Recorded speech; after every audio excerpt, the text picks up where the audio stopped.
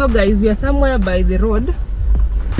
Still just a few meters from our camping site, the one we stayed yesterday night. Now you see those hills up there.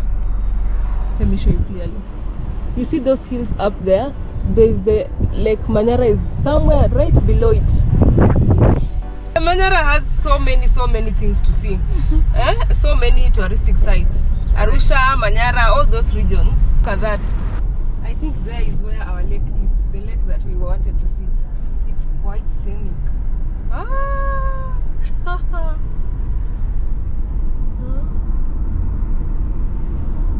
I'm just wondering what factory or what this structure is. That factory there, it is a fertilizer factory. It's called Minjingu. Yes, Minjingu Fertilizer Factory. We've just been told by a policeman who was checking. So this is our third police check, and all the time they have been very nice. We've not received any fines so far, thank God. That is our definition of a good trip. But we are careful drivers. Yeah, we are careful drivers, by the way. We are very careful drivers, but at times the speed thing, you know, Kenyan drivers just have a problem. But we try. I think having driven in Rwanda and Tanzania, I would say we are very disciplined. We try. We have really tried. In that even when you're back at home and people are overspeeding, people are going against traffic rules, we usually just wonder. We've gotten to that point. So kutembea kwingi kuona mengi, at least we are picking some nice habits from other countries. Broken darkness under the surface in my mind. No, I don't want this anxiety pushing me behind. This is just magical. We are literally surrounded by hills and mountains. That is a mountain. I'll confirm shortly what mountain that is. And this Lake Manyara, it seems big. I think it's an extension of the lake. Yeah, Lake Manyara looks to be, it appears to be very, very big. Look at me like you just So if you are joining this channel for the first time, welcome. I'm Liv Kenya and my team, we are 6 of us. We are doing a road trip from Nairobi all the way to South Africa, and right now we are in Tanzania. Yesterday we covered almost 430? 430. Yeah, 430 kilometers from Nairobi all the way to Tarangire, where we slept in our campsite. It was our first day of camping and it was awesome. It felt like some luxurious camping. So we are headed towards Dodoma. I'm not sure if we'll get there today because, you know, guys, we have a lot to see on the road. So far, what has fascinated me the most is the fact that there are so many mountains and hill formations on the road, especially the Tanzania side, that even some hills are even unnamed. There are so many, and the Tanzanian people are so used to them that they even I don't think they realize what a beautiful country they have. It's just so fascinating. On my right, there are so many hills. We are trying to find the name of the mountain ranges. I don't know if they are hills or mountains, but I believe they should be mountains. We are trying to find out the name of the mountains on Google, but I don't know why we cannot get it. It's either we're not searching it right or it just doesn't have a name. But right below it is a lake. It's called a lake. Adia, what's the name of the lake? On our right. Yes, Lake on our Manyara. right. Yes. Lake Manyara. Yes. Lake Manyara is right below there. The fact that we keep seeing the mountains and you know that there's a lake there, even I don't know how, almost 50 kilometers into the journey, it just makes us wonder how big Lake Manyara is. It must be very big. Yeah, it must be very big. And it's almost 80 kilometers from, we've been told that it's almost 80 kilometers from the main road. We cannot afford that. We're already one day behind, and right now we are just trying to cover some distance because when we return we'll still pass through Tanzania, so we will show you more on our way back from South Africa. Otherwise, it's been so much fun. I wouldn't have any other team, I wouldn't do it at any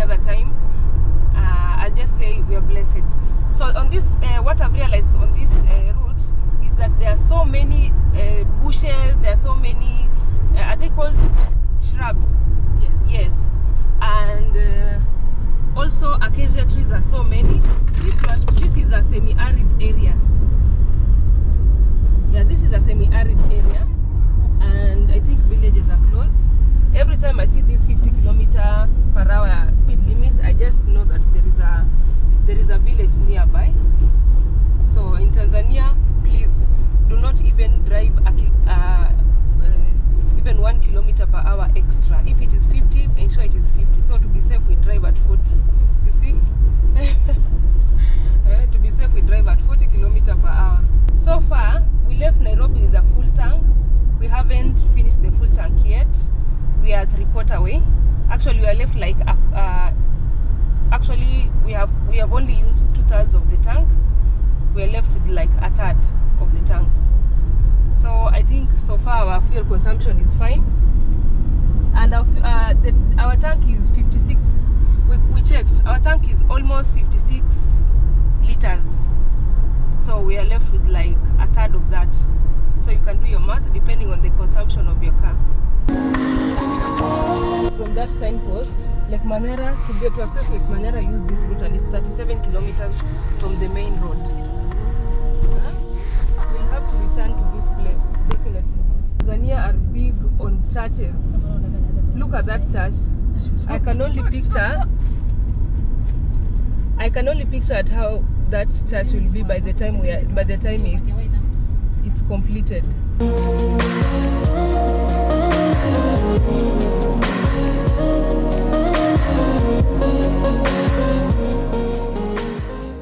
The town that we've just passed is Mabubu. I don't know if it is a town or it's just a center, but it looks like a big center. If it is called Mabubu. I think the weather is beginning to change. Even the type of the soil is also changing. When we were in the Tarangire side, and also just after Arusha, we realized that there is a lot of corrosion on the soil.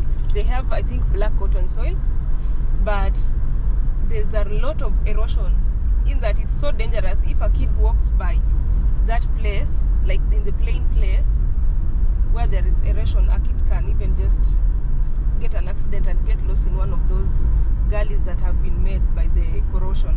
But here, I think there is some rice farming around this place, from what I could see in the farms.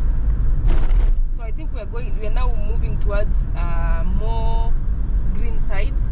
So we expect to see more food on the road.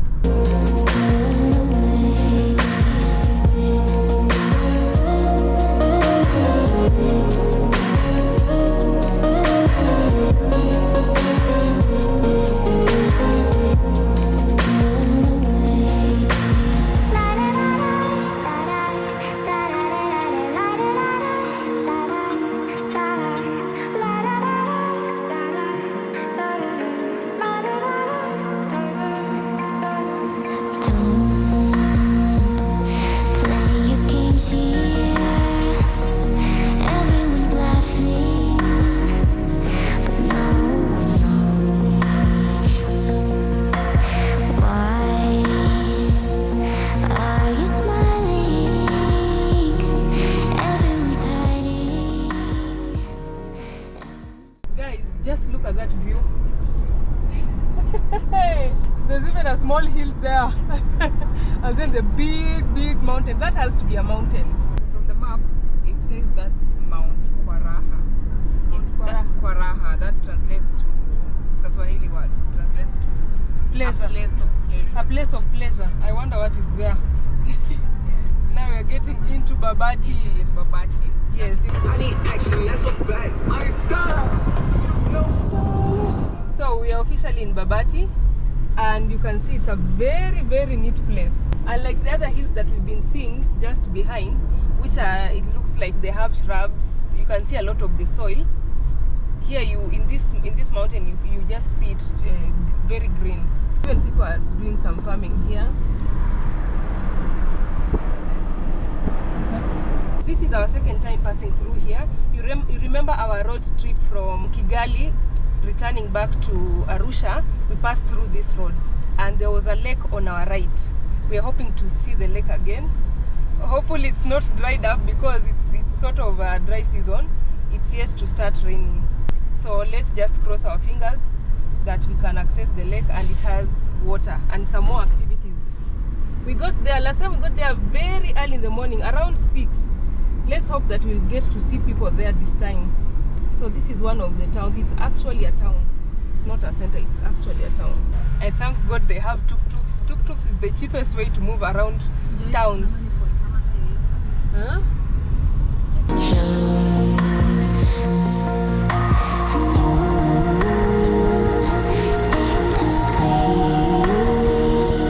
I'll take every chance that I can take.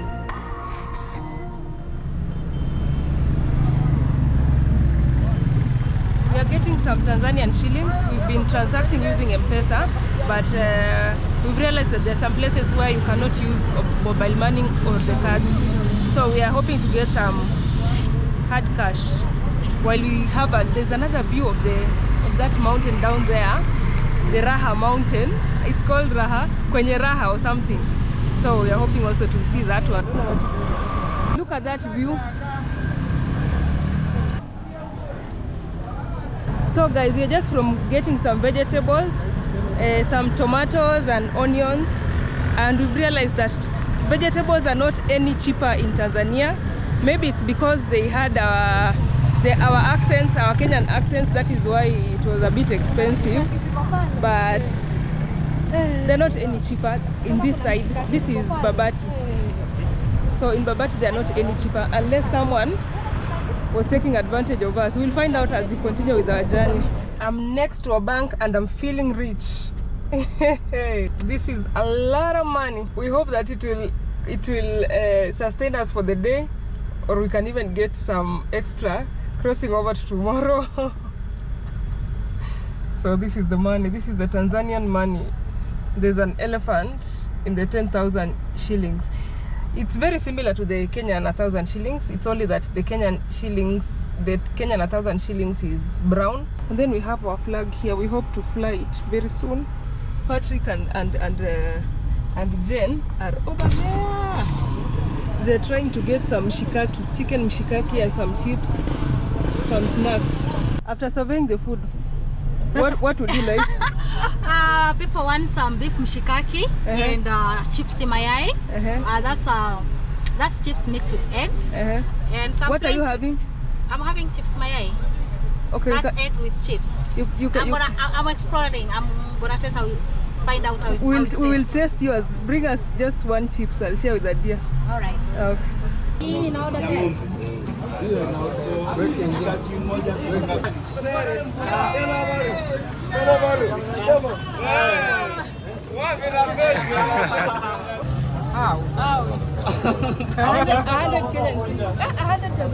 Is behind us is Lake Babati. It is mostly surrounded by papyrus reeds, so you cannot really see it. In fact, when you pass by the road, you'll be able to see just the papyrus reeds. You won't know there is a lake, you just think it's a swamp. Now, it's a very, very big lake.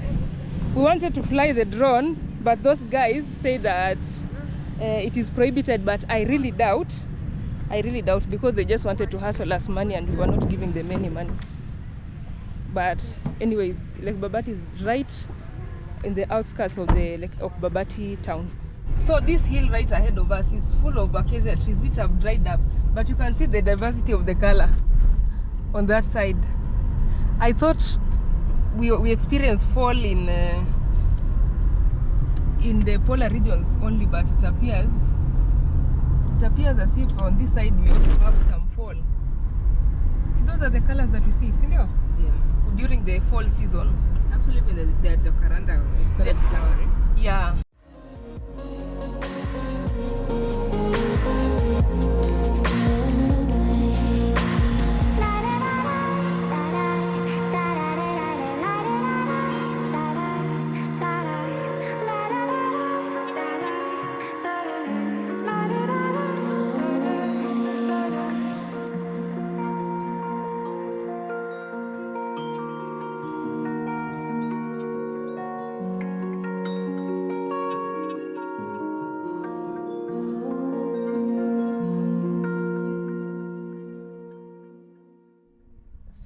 are way past Babati and we found some very nice meanders. It's a bit hilly and we decided to stop to take a small drone footage of it. And we are 230 kilometers away from Dodoma. We expect to be there by 5 p.m. According to our schedule, we are 1 day behind. Today we were supposed to actually sleep in Iringa, then wake up the next morning, head to Tunduma. But now we are hoping to recover this lost day ahead. If we find a place with few activities, probably we'll recover the day. So let's fly that bird and keep going.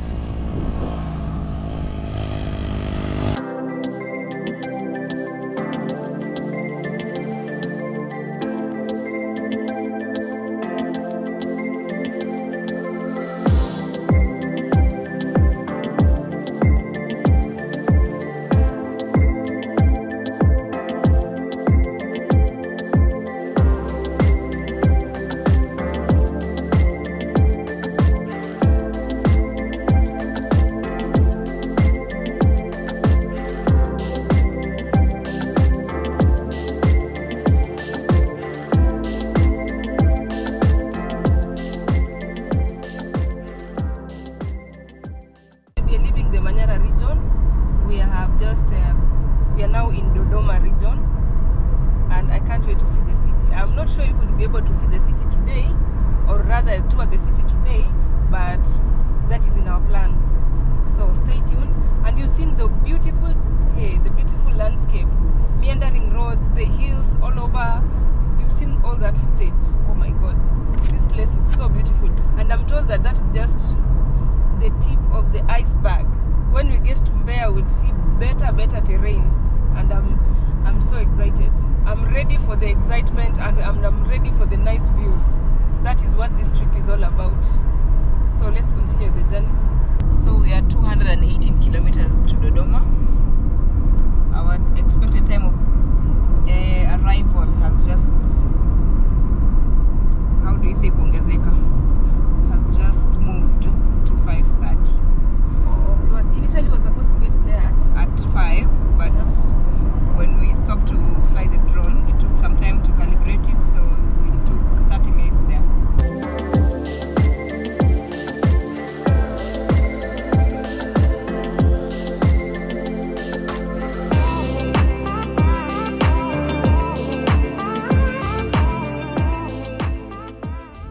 Wow! That view. My Tanzanian friends, why aren't you marketing your country? Like, or you guys are modest, you don't want to appear as if you are bragging, but really, if I could have this, the whole world could know. But don't worry, we will do it for you. You are our brothers, and this is an extension of home. For you, there's nothing in this world I could do.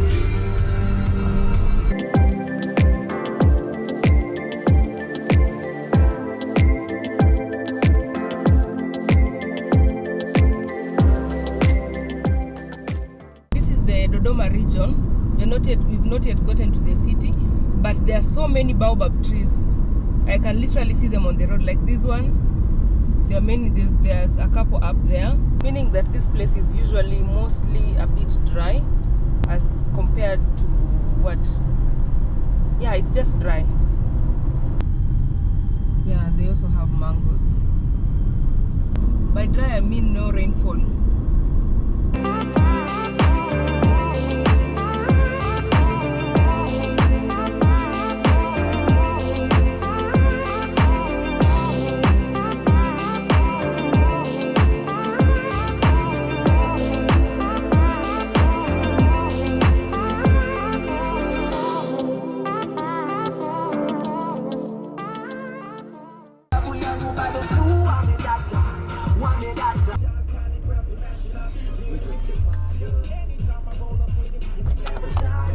So far so good. The scenery has been epic. Tanzania, you have one beautiful country. and I don't know why you don't shout it this much. Yeah. Because you deserve to shout at the rooftop. You have amazing topography, Yeah. beautiful Tanzania. For people who are considering to visit Tanzania, consider the Manyara region and the Dodoma region. We intend Tanzania. to fuel our car, but so far we are not seeing any petrol station that we can trust. We've just been seeing petrol stations that we've never seen before. So we are still crossing our fingers, but I know we'll get to Dodoma in good time. But first, before we even think about Dodoma, just look at that view. Just look at the view of the hills over there. I mean, what else could anyone ask for on a road trip where there is nothing? No shops, no like settlement of people. That's just beauty. And the quietness. And it's Just very imagine, quiet. It's very quiet. Yeah. If we were able to camp here, if we knew we were safe, this would be epic. It's going to be a long journey. We are very exhausted. First of all, I'm very exhausted. I'm just glad that we're having this break so that we can stretch our legs. My picture.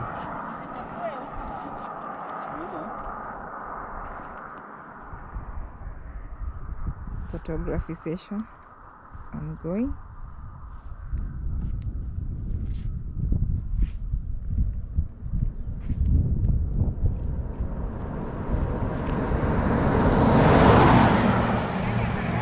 The cars here are going at a breakneck speed. I'm saying the cars are going at a breakneck Yeah. speed. All the cars that are passing here are just passing at 100 kilometers per hour and higher.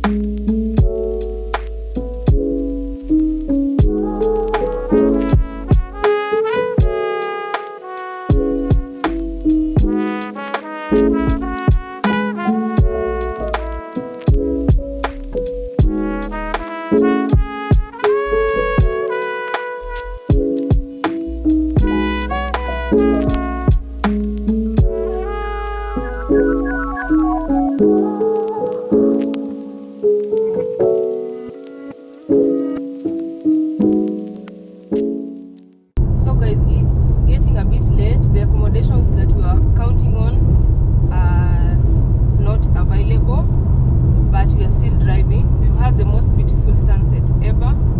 Now, other than the accommodation crisis, we have another fuel crisis here. We have like maybe 15 kilometers before we run out of fuel. And remember, we were looking for some either Shell, Total, or Libya, the kind of petrol stations that we know that are also in Kenya, the ones we can actually trust their fuel, and we cannot see any so far. But I'm not saying that those other petrol stations do not have good fuel, but it's good that it's better that you work with what you can trust. But the problem is our problem of looking for those petrol stations. I hope it won't create a crisis, because we're in the middle of nowhere. There are no settlements here, and we do not have fuel. Just look at that sunset anyways. That is the silver lining, the sunset. And also we've realized that the soil here is so eroded. I don't know if it is sand soil, but the soil is very much eroded on this road. It is dangerous. It is dangerous for if people would be staying around here. It looks like there are a lot of like quicksand. But other than that, we are doing fine. Let's hope we'll get some accommodation. We are one day behind on our schedule, and we want to ensure we try to cover as much distance as possible so that we cannot rush in some activities on the days to come. We have 35 days or more or less, depending on how the trip will be. So crossing our fingers so that you can get I know we'll get accommodation, but a petrol station soon. We do not want to have that crisis in the middle of nowhere, because there are no people here, meaning that maybe this is a national reserve or something. We've had to take the fuel that's just sold by the road in the like 1.5 liter bottles, and we've taken like 6 liters, and each liter is 4,000 Tanzanian shillings. That is quite exorbitant. Gotten another driver who tells us that they adulterate the fuel, so we're just crossing fingers that our engine won't have a problem, but we do not have an option. We do not have an option because we've been told until we get to Dodoma. So these are some of the challenges. Once you cross the Kenyan border, say goodbye to the high octane fuels. You'll just have to make do with any other petrol station you come across. So from today, once we get to half tank, we are just refueling it to a full tank. We are not taking any chances.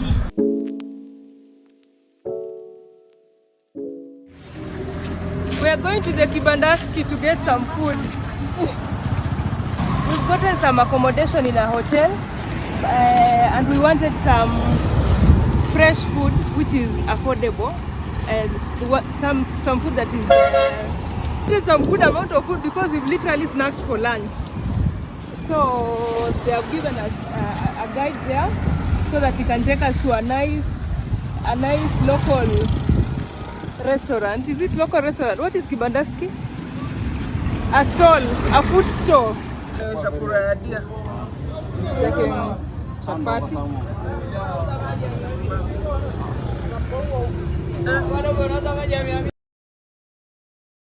Good morning, guys. It is day 3 of our road trip from Nairobi to Cape Town and back. We are currently in Dodoma. Dodoma is the capital city of Tanzania. I'm expecting it to be big. Some people say it is too small for a city, for a capital city, but we'll find out shortly. So let's have breakfast and then we can hit the road again. So this is where we stayed. It is somewhere by the main road. You'll just see it if you're coming from Arusha. It is literally on your right. Nothing I would do.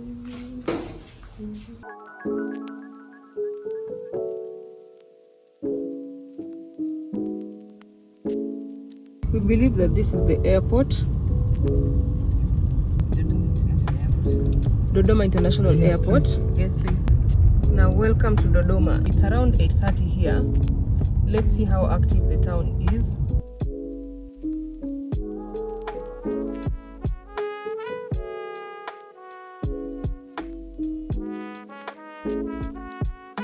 Makao makuu ya CCM, Chama cha Mapinduzi, the main party in Tanzania.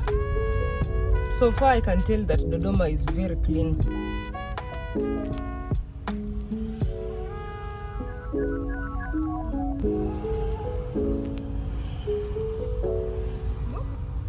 There is a park, some sort of park on my left. It's called Nyerere Square from the Google map. Remember, we're just using Google map. We've never been to this place.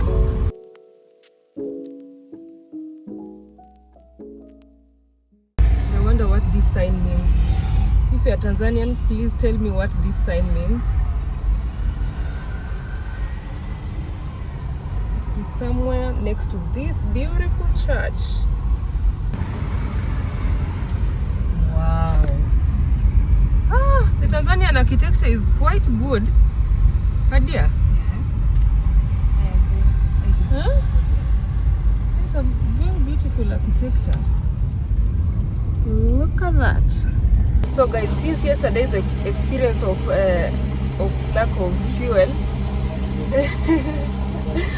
we're here fueling our car to full tank, and whenever it gets to half tank, we'll be fueling it again because we are scared. We are scared. Imagine over 150 kilometers without a petrol station.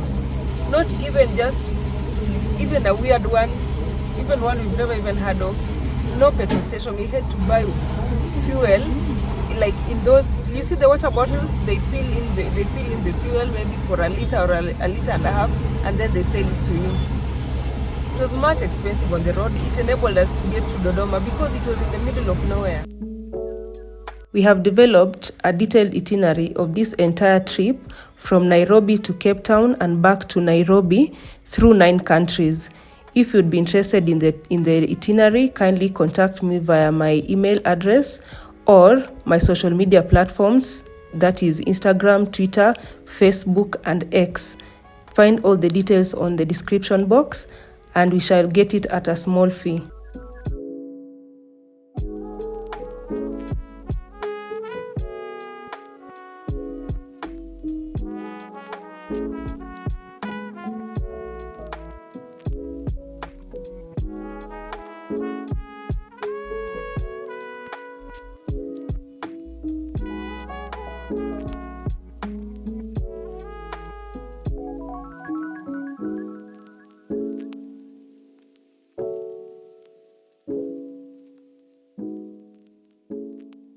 That is Dodoma city for you. At least that is how far we could access it. Now, we've been told there is Magufuli city being constructed somewhere 20 kilometers from this place, but it is in the opposite direction that we are going. So we'll not be visiting it today. We are hoping that maybe when we return or in future, we can also show you the Magufuli city. I'm told it's a very modern city in Tanzania. Now, Dodoma is surrounded by plenty of tiny hills with very unique stone formation, something almost similar to Mwanza, but you know Mwanza has it. Look at that. We've seen a couple so far. We've seen around 5 hills. Yes. I didn't count. Yeah, I think I've seen around 4 or 5. I wish we could go to some of those monuments like the Nyerere Square Monument, the Independence Monument. We've really run out of time. Our target for the day is to get to Mbeya. It's around 500 kilometers away, and right now it's around 1050. Yet we also have to do some exploration on the road. So guys, we'll just continue the journey and see how far we'll get, but we're really running out of time. That scares us, but we're here to explore, right? Such things are what give us some adrenaline rush. So Adia, what do you think of the city? Dodoma is beautiful. It's a small city, but really beautiful, clean, organized, and there's a lot of fancy clothes. I think that was my highlight. And their shops are very beautiful. Yes. Very nicely decorated. The interior decor is on point. Yeah, it is. Dodoma is nice. Okay. For a capital city, what do you think? It's too tiny. For a capital city? For a capital city, I would think it's too small. In fact, Dar es Salaam is bigger than Dodoma, right? Yeah, it is, by far. By far? By far. There are very few skyscrapers in Dodoma. I think Dar es Salaam should be the capital city, in my opinion. So, let's be on our way. And it's very hot. Dodoma is very hot. I don't know whether we came during the dry season or the hot season, but Dodoma is very hot.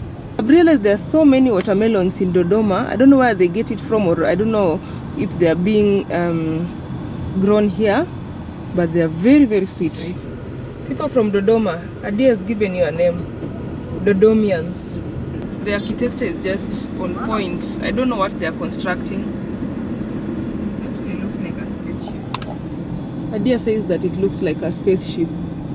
Wow, this will be beautiful. They have very unique architecture, by the way. It is a train station. Wow. You see the electric lines for the electric train. Wow. Yeah, Railway Corporation, RC. Yes. You apologize. Huh? Wow, it's a privilege to see that one before it actually happens.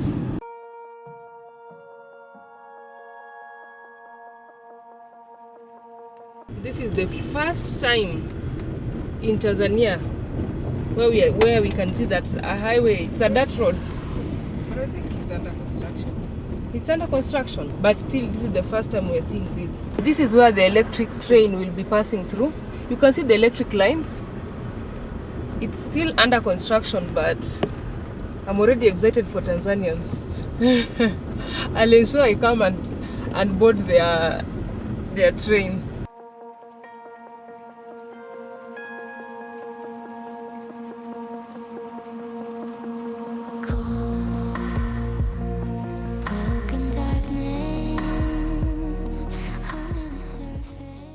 Apparently one of the most interesting activities to do is visit these vineyards. They produce a lot of grapes. As you can see, we bought some, a huge box of it, and we paid an equivalent of 120 Kenya shillings.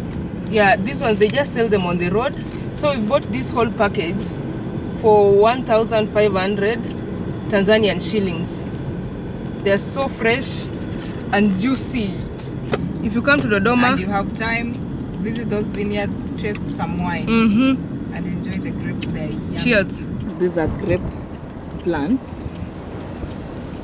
Dodoma is known for producing large quantities of papaya, mangoes, tamarind, and apparently dates.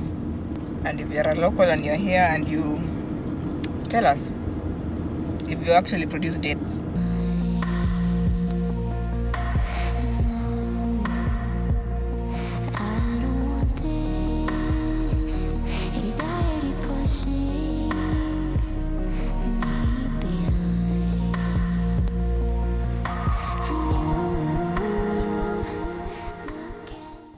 So this place is just wilderness, very dry place. Like you just want me to stay, but you just can't see. All I wanna do is float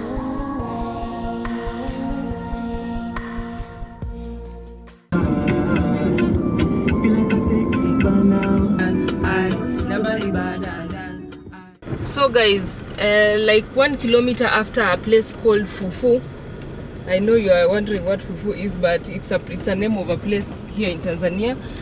There's this diversion. The road is being constructed on this other side, so there's that road that you may have to use before you get to the main road. It's graded, so do not worry. Even if you have a car that has a low clearance like mine, you'll be able to pass. Which communities are here? Okay, in the Dodoma region, in Dodoma town itself, being an administrative center, you'd expect that there are many tribes, okay? But the indigenous communities that live here are the Gogo, the Rangi, and the Sandawe people. I read somewhere that the Sandawe are a bit traditional, that they still wear goat skin, but we are yet to see Anyone in goat skin? in traditional attire. Are they the ones that look like the Bushmen? They live like Bushmen. Yes, and apparently they also speak with a click sound. Ah, did you hear that? That is what literature says. What is the reality on the ground? If you know of those people, Sandawe? Sandawe. Yes. If you know about Sandawe people, please let us know. Do they really speak like with the click sound like the South African people? And do they dress traditionally? Yes. Do they still dress in goat skin? That's very interesting. Yeah. But what I can say is this is the rural proper. I would say this is the rural proper side of Tanzania. Like you can go for miles and miles without seeing a single house. Only mabuyus. Yeah, you can all you see are just the baobab trees, and they do a lot of charcoal burning. By the road you'll see plenty of charcoal being sold. We've not asked how much it costs because we've carried some briquettes, so we've not asked how much it costs, but now you know you can get charcoal on this road. So let's continue with the journey. Hey, there's some aloe vera here which have dried up. It looks like it rained in this place I don't know how many years ago. Imagine even the aloe vera have dried up, or are they just covered with the dust from this dirt road? All those are aloe veras.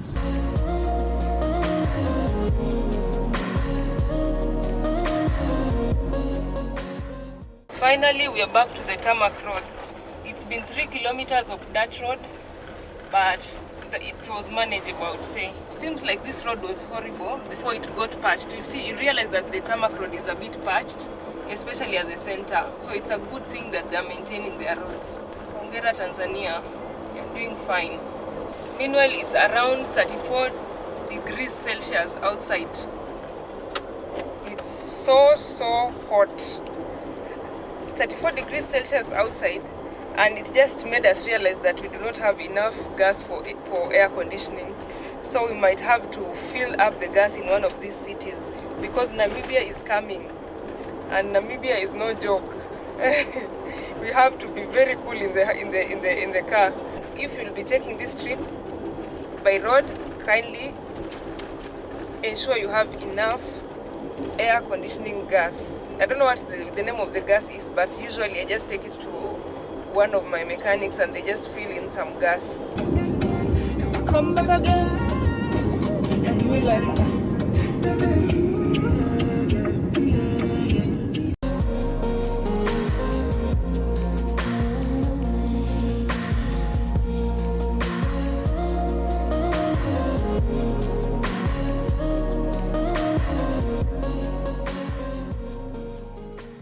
There's a water reservoir right ahead of us. I think it's meant for the people living around this place. This place is very dry.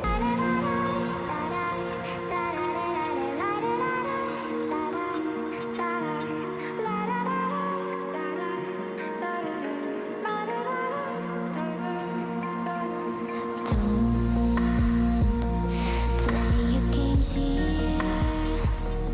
Everyone's laughing.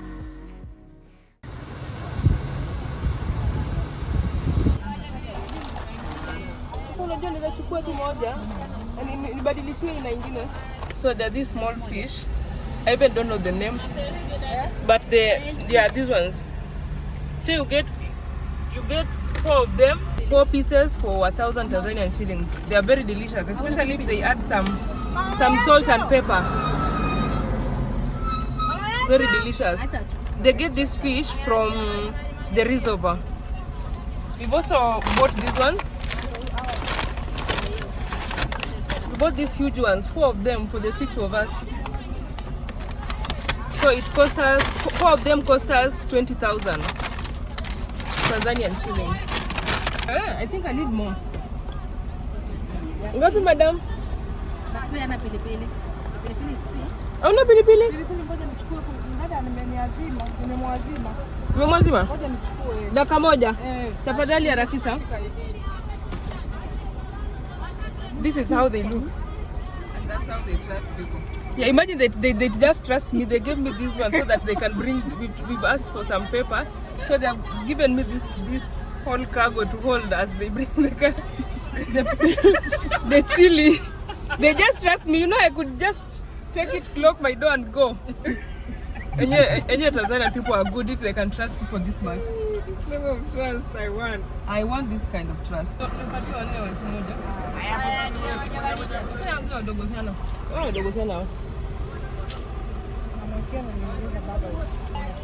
It's a really nice snack. Tamu kweli.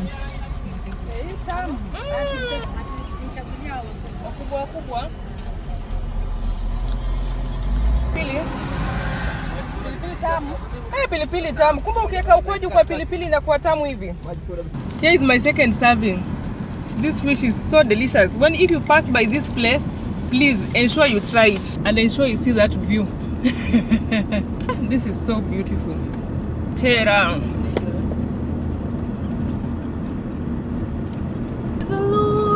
Praise the Lord, let the people rejoice. Oh, come to the Father through Jesus the Son and give him the glory. Great things he has done. When you see such beautiful terrains, such beautiful places, that is just all you say.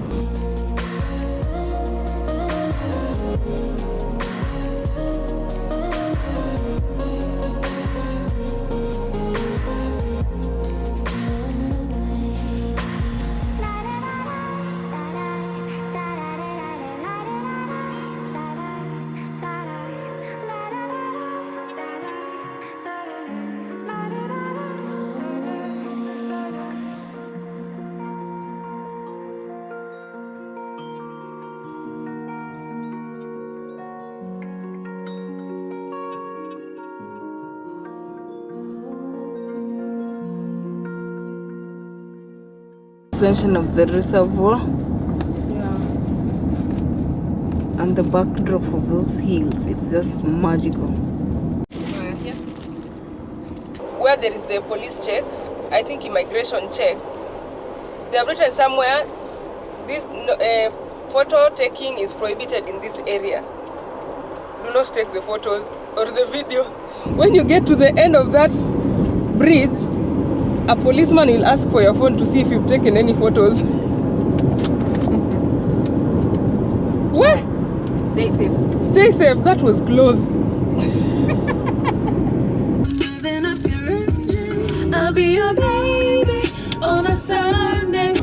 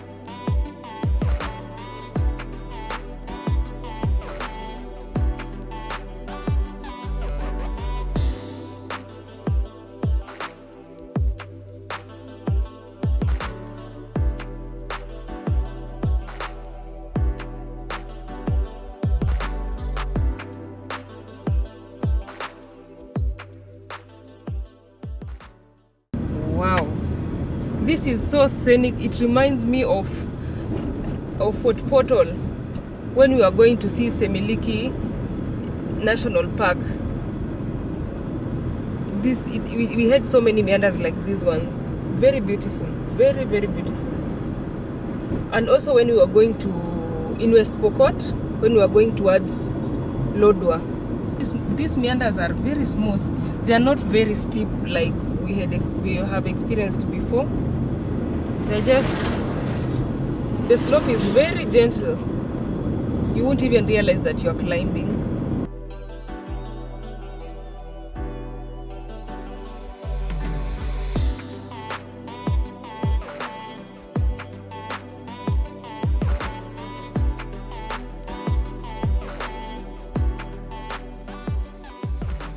Huo mlima unaitwaje? Unajua kimuko Ambingeto bwana. Ati? Unaitwaje? Ambingeto. Ule ni mlima wa Ambingeto. Migeto. Wa Mbingeto. Wa Mbingeto, Mbingeto. Sio Mbingeto. Ambingeto. Oh, mlima inaitwa Ambingeto. Ambingeto. Ambingeto. Kwa Iringa imeanza staff. Tumefurahia hiyo, hiyo barabara zenye zina. Ona basi. Kuna za Izazi, Nyang'oro. Kuna za Nyang'oro. Oh. Yaani ukizungumzia katika kona ambazo kubwa Tanzania. Hiyo ni moja ya kona ambazo zina na kona 278. Hizo kona ni 278? Haya. Unajua tumekuwa tukienda tujakuwa tukihesabu. Zipo nyingi. Mbuga la wanyama. Pale? Hapana. Hakuna. Tumeona ile fence ni ya asas. Wanakopa tu babani. Na babu nao ni wakubwa. Karibu wanatoshana na mimi. Sasa ile ni mdogo. Na wakubwa zaidi ya yule. Tuna familia inaitwa nini zinazopo. Mimi sijaiona babuni kubwa kama hawa. Wale wapo tu mle lakini ile sio national. Ndio tumeona wamekuwa wakikaa hivi kwenye hizo daraja penye kuna hizo nini za daraja. Ukiwa na ndizi tu ukitoka kwenye gari hapa inakuja inachukua. Na tumeona kuna wenye wanatembea hapo waogopi hawaogopi. Wamezoea. Kama wale wa Kitonga. Lakini wasichana ni shida. Amna labda yani. Lakini najua hawa wanyama ndio wanapenda wanawake sana.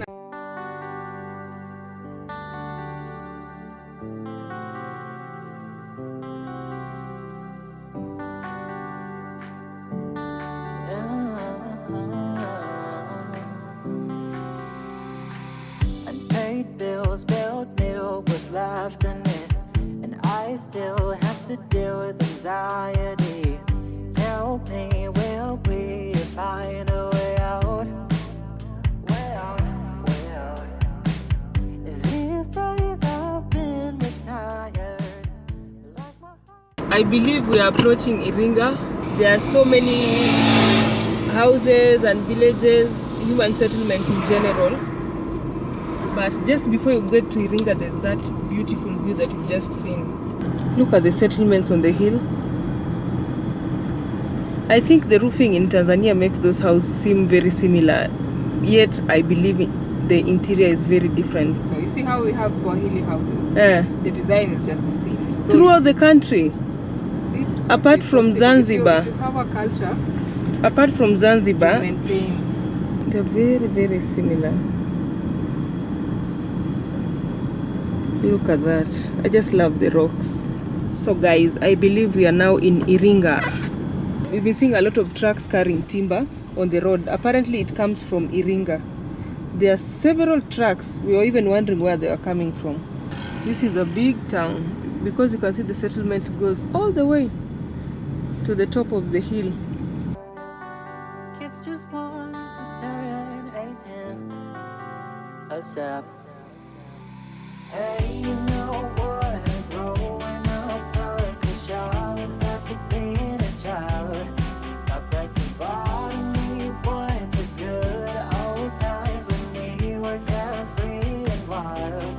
Yeah, the truth hurts, they never sugarcoat. The bad news, this is the real world. Thought alcohol wasn't allowed. Allowed. Yeah, I'm growing older. It doesn't mean it's over. Kids just want to have a nice car. So bad. Hey, you know what? Growing up, so it's a shock. It's got to being a child. I press the bottom, we point to good old times when we were carefree and wild.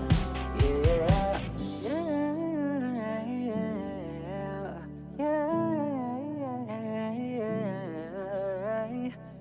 Can't avoid this feeling of love, the kid I used to know.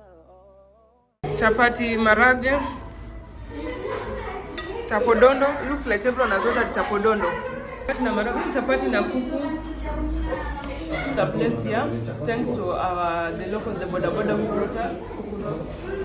The chapati has plenty of layers. Just look at it. So guys, this is Iringa by night. This is how it looks. It is still a very active town even right now. It's actually 7:30 and people are still walking around. It means that people sleep very late here.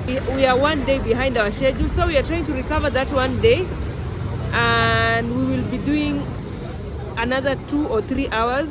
We want to go all the way to Mbeya. It is our next stop. It's where we are going to sleep. So guys, we won't show you much because we'll be traveling at night, but it's more than 200 kilometers away. So we are hoping to travel like maybe 3 hours. Remember, right now there are no speed limitations. So we are taking advantage of that to cover some more distance. Other than that, let's continue with our journey.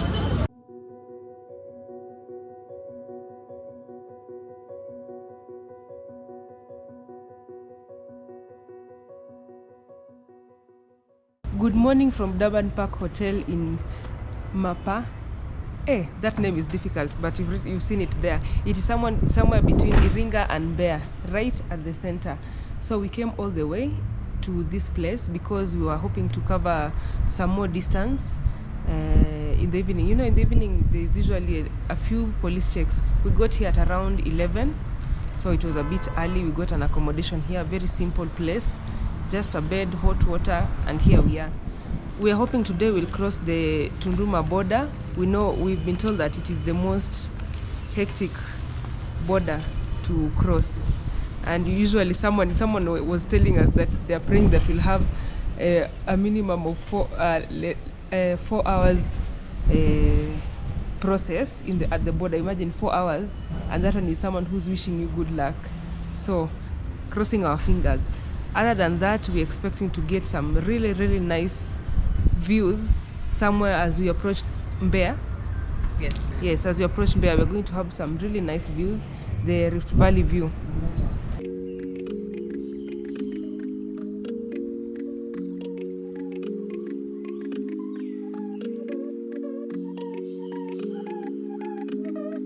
Makambako is really cold. It's extremely cold. That's why we are dressed like Eskimos. And it's a big contrast from where we've been passing through.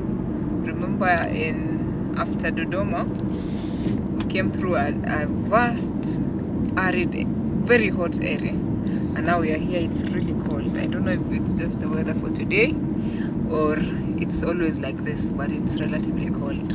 But so far so good. We keep going. It's awesome. We have not encountered much challenges. We thank God for that. And here we are today in Jombe. It's very chilly and windy, but here we are. Where is Jombe? Good. This area. It's called Jombe? Yes. Not Makamboko. The area is Makamboko, but it's in Jombo, Mkoa, Jombo. Mkoa. I don't know whether it's Mkoa or district. The region. Yes, the region. Okay.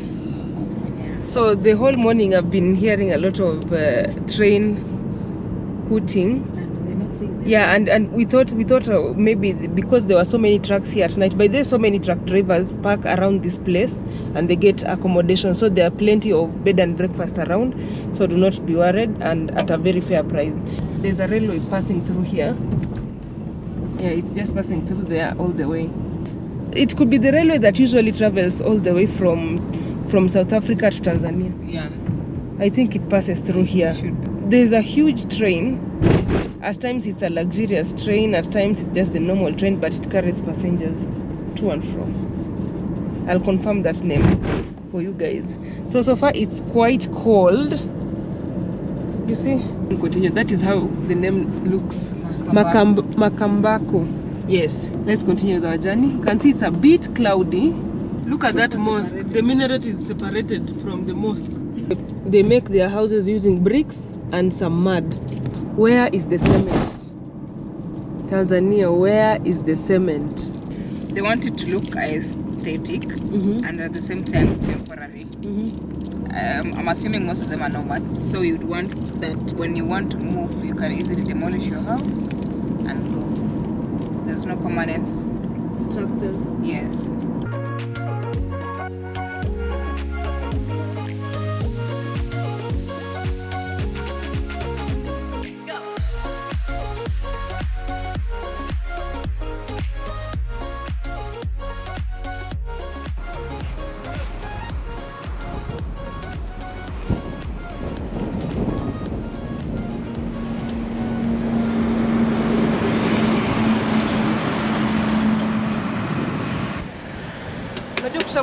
Unajua kuchagua tikiti maji nzuri? Ile tamu? Hebu niangalilie hii. Nzuri? Nimesema 2000. Asante. Cheers. Huku ni mautamu tu. Cheers. Naona amekuslapia tu kama na Best decision ever. This lady right here. Don't take yours right now. I'll go finish for you. It's so sweet. You're monitoring. I will not be chased today.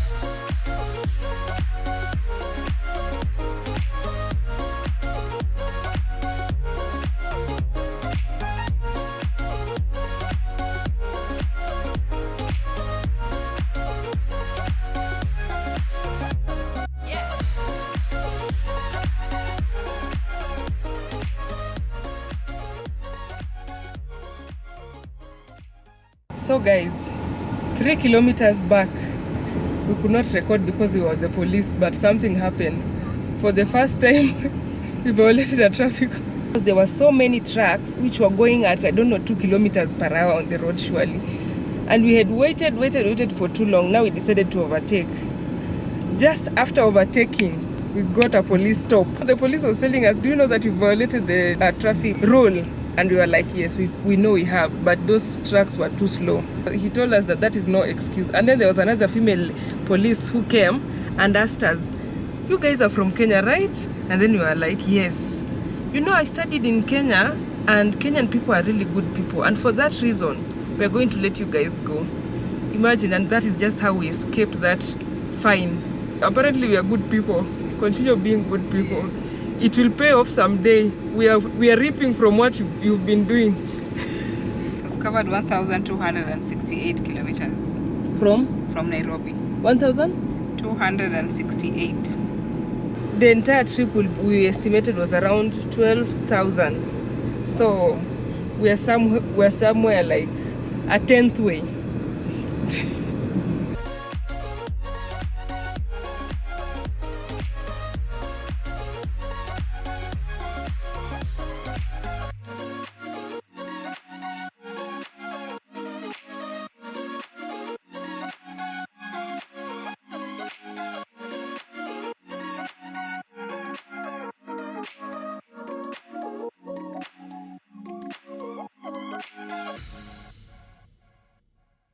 Just had our lunch, and we've realized that in Tanzania, if you ask for beans and maybe beans and rice or beans stew and chapati, they're not used to that. They consider beans as just a side dish that you add to whatever food you are serving. So mboga marage is beans stew, and then mboga majani is any green vegetable.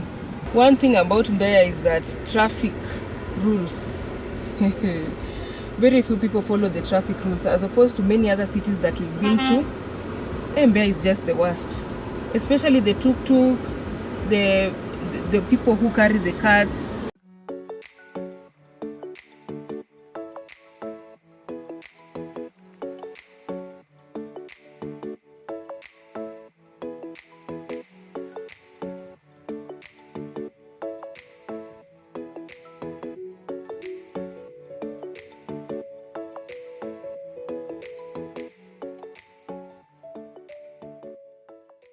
So guys, we are going to have a view of the Great Rift Valley that is in Mbeya. It's 26 kilometers to the view from Mbeya. It's 26 kilometers and another 26 kilometers back. So that is around 52 kilometers. It's around 4:55, and we are hoping to catch the sunset while up there.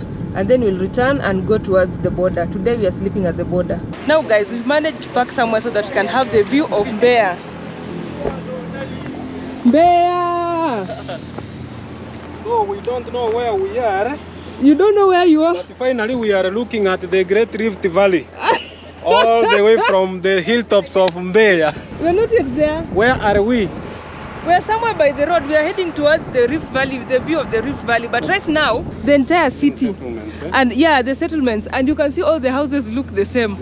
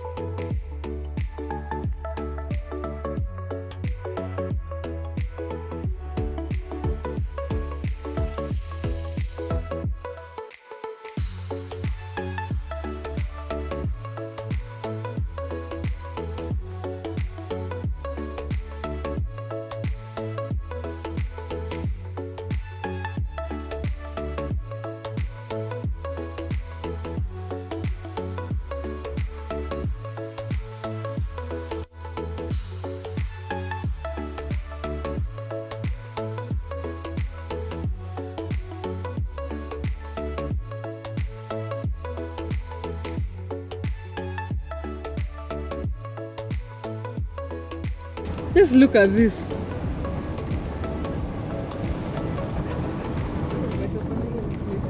Tanzania. Tanzania. I'm telling you, I'm lost. Oh, it's called lost of words. Lost for words. I'm lost for words. Because this is just out of this world. Fantastic, stunning, beautiful. Name it. This is where we are having the viewpoint. There is the pearl and the girlfriend. So we were supposed to fly the drone up here, but the speeds are so high. Huh?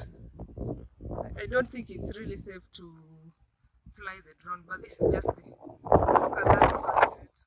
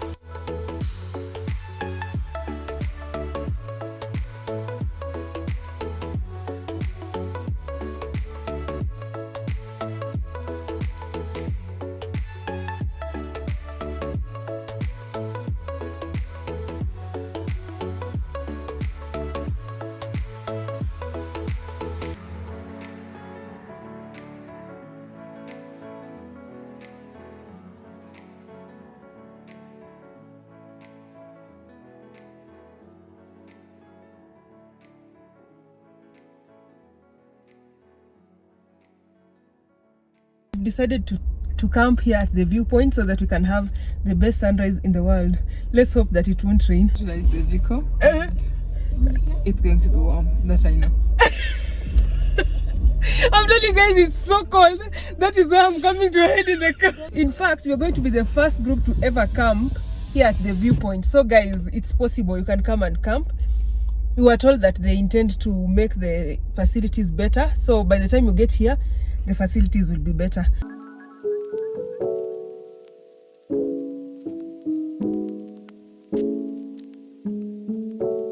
So here we are, Eskimoing. It's a bit windy, but we're keeping warm with this jiko. We're waiting to do some cooking here as we storytell about our adventures. It's a very chilly morning, but with a very beautiful view of the sunrise. But the night was so nice. Once you get into the tent, there is no wind, there is no, the cold is not there. You're just comfortable. I literally slept till morning. But so today we are heading towards the border. Now for real, this camping idea was Adia's bad idea, but it was a good idea. It's a very, very beautiful view. It's a bit foggy, but with your eyes you can see. I'm not sure whether the camera can capture the fact that it is foggy or the whole view of this place. Coming to take videos or photos using a drone, there are some charges. You just confirm at the office, but I don't think my drone can survive this one. It's a tiny one and it's very windy.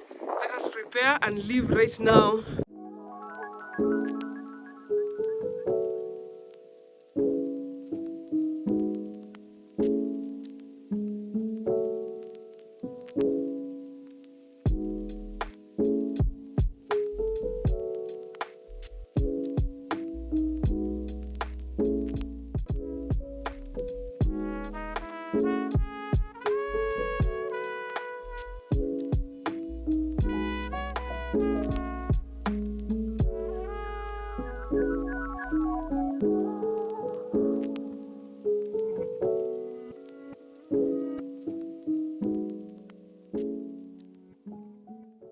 This entire space where there is all this meandering is the Tanzanian Forest Reserve. It is allowed to stay in the entire reserve. We won't show you much of the city, but we'll just show you as we pass by. You'll realize that the buildings here in the city center are quite different from the other side.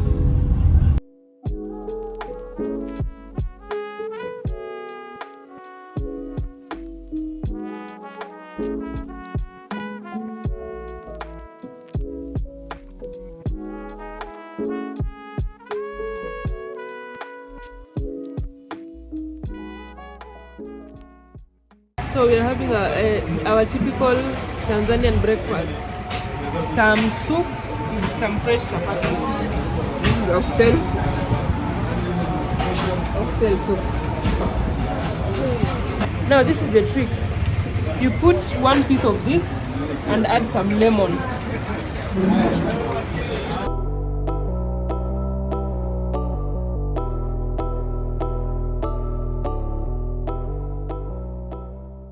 The train that I remember seeing on the documentary was called Rovos.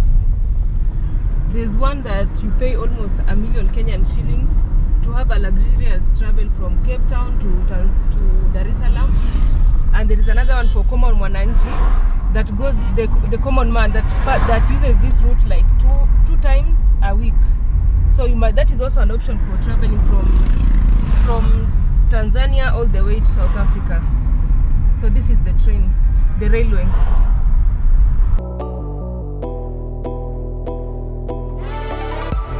We can see the sky is falling on us. Wishing we could really know what peace was. Feeling like the So right now, guys, we are at Songwe. I think it is a center. It is a business center or something. 80 kilometers to Tunduma border, and right now it's around 110. So we are trying to push to cover some distance. However, there are so many trucks ahead of us, and they are very slow. We just have to be patient. world is not okay. Thinking that we need a break from drama. Searching for that great divine nirvana. Since we left Mbeya, we've had like 3 stops. The policeman would stop all the small cars. By small cars, I mean the sedan cars, the SUVs and all that, even the passenger cars, all kinds of passenger cars by the road so that the trucks can pass. Usually it's just before a very steep slope. They say that is to protect to ensure that the passengers are safe from the trucks. You see, the trucks at times they lose their brakes on these very steep slopes, so they're allowed first of all to pass. Once they have passed is when now they allow the smaller cars. Like right now we are waiting, and we could wait here for like up to 30 minutes.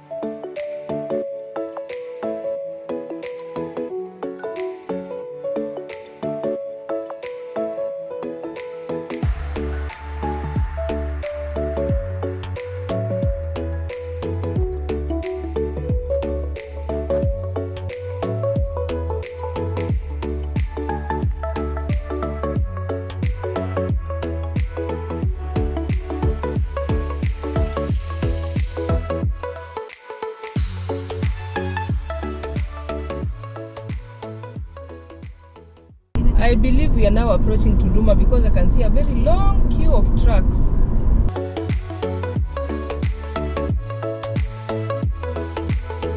Of all the land borders that we've passed through, Tunduma has one of the highest settlements around the border. We're already now in Tunduma, and the number of houses we could see from a distance, we think that it looks like a very big town.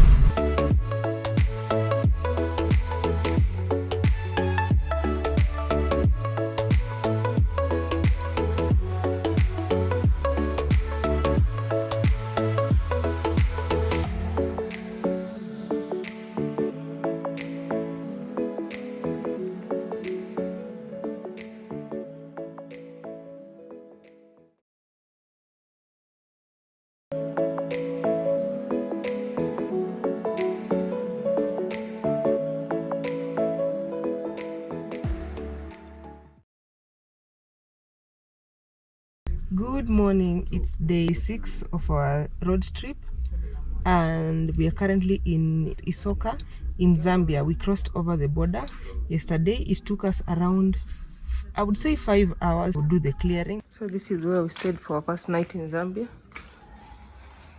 Let me show you. This is the morning after the room has been used. I just want you guys to have a glimpse of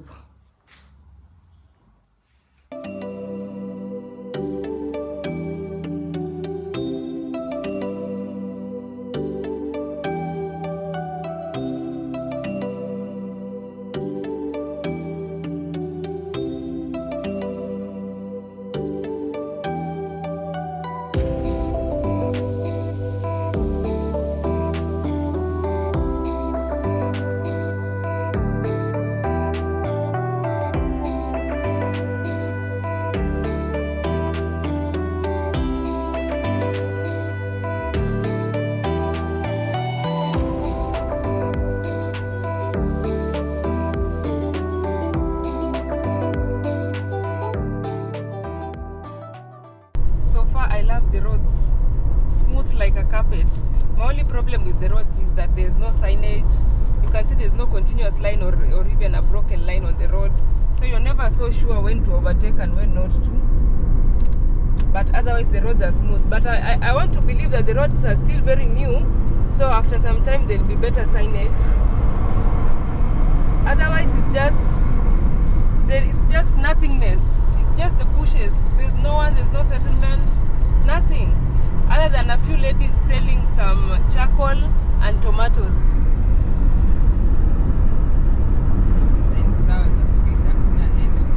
We spoke too soon. We've gotten to this horrible road, but I think it's still under construction, because we realized even from yesterday we came across 4 diversions from the smooth road, but usually you just realize it's like a few meters of diversion and then kilometers and kilometers of good road. So I think this is just one of them.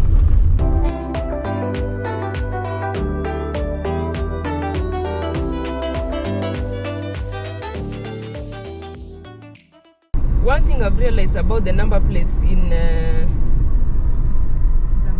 Zambia is that you know, like in Kenya, the number plates usually start with KD something, KB something. Just the K is, I think it's Kenya. In Uganda there is UAY, with the U being Uganda, and then Tanzania, like this truck right here, it's T799, meaning it is a Tanzanian number plate. It is a Tanzanian car. Here in Zambia, I've not seen anything of that sort. I've seen a something, I don't know, a B something. B, there is BEA plates. Are all those Zambian cars, or are they from other countries?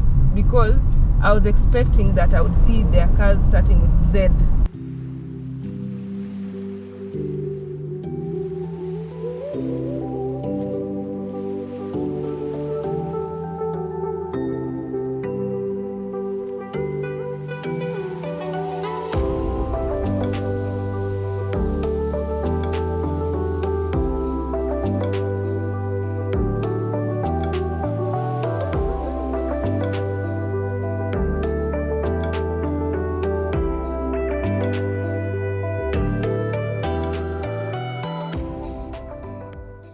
Just stopped by this village and they're having sambusa. Busa is traditional beer.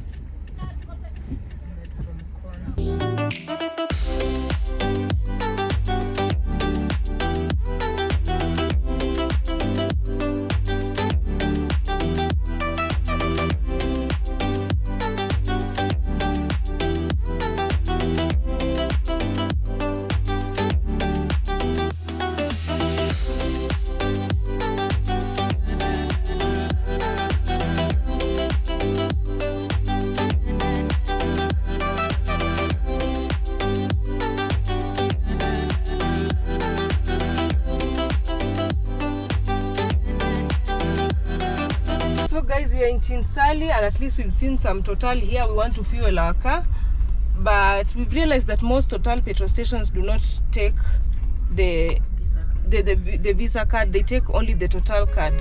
Most of them, they tell us they do not have the PDQ machine, only swipes the Total cards. That is quite weird, but let's find out if this one would be any different. Biggest center that we've come across, most of them are just villages.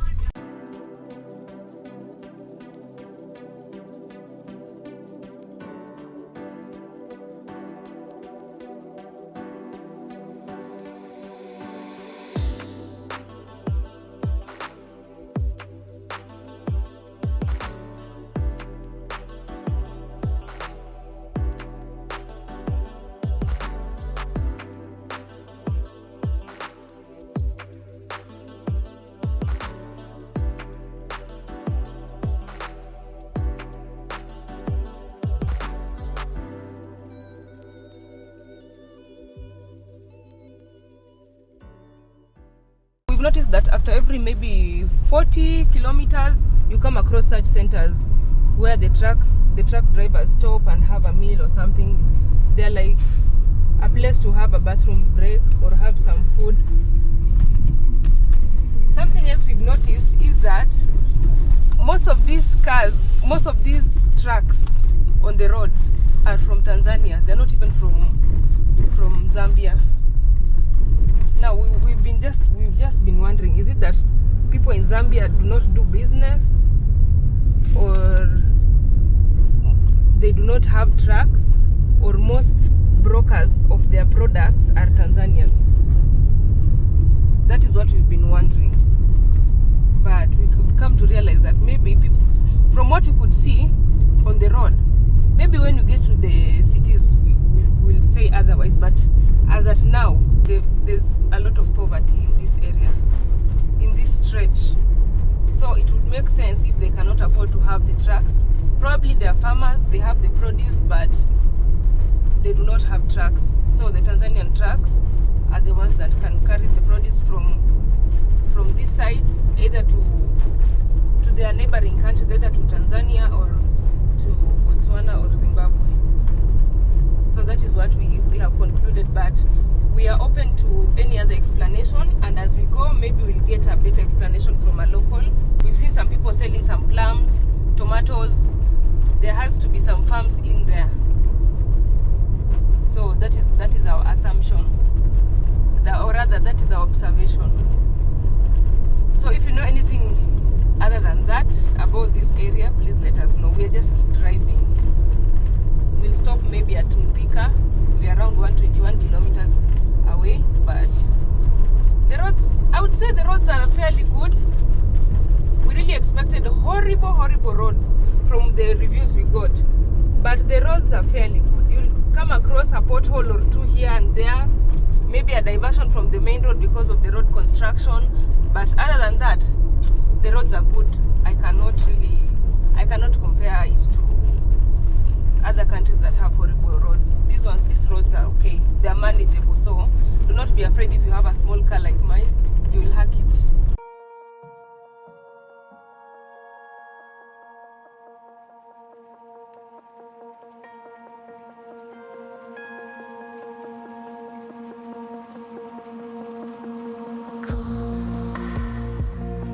Broken darkness under the surface in my mind. No, I don't want this. Anxiety pushing me behind.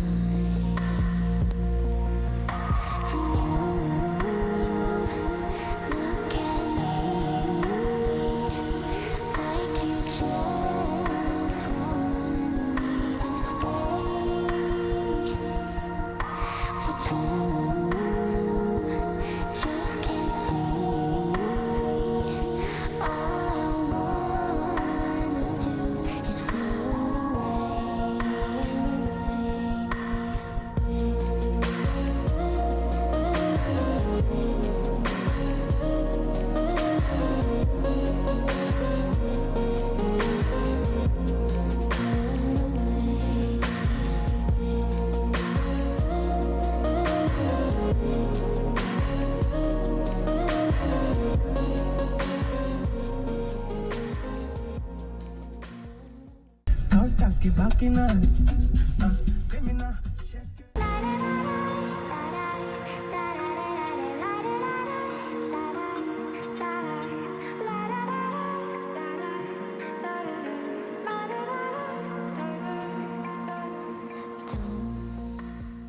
This is Mpika. I'm not sure whether it is a town or a city, but it is one of those towns that we're going to make a quick stop to have a bathroom break, maybe have something for lunch before we proceed with our journey. We are literally just trying to cover some distance. All what we have realized along the road is that on this route from the border to say Mpika, there are very few centers, business centers, and most of them is just wilderness. and it seems like Zambia is a very fertile land because it was all green. There were plenty of forests here, indigenous trees here and there. I really hope that they are taking advantage of the arable land that they have, because most countries like Kenya have very minimal arable land. Most of it is just the arid and the semi-arid areas. But also we've been told that there are so many Kenyans in Zambia, apparently because Kenyans realize that there's a lot of arable land here in Zambia. Many of them usually come to Zambia and then they get some land lease, and then they do farming, mostly of maize and the kind of food that Kenyans like, and then they export it back to Kenya.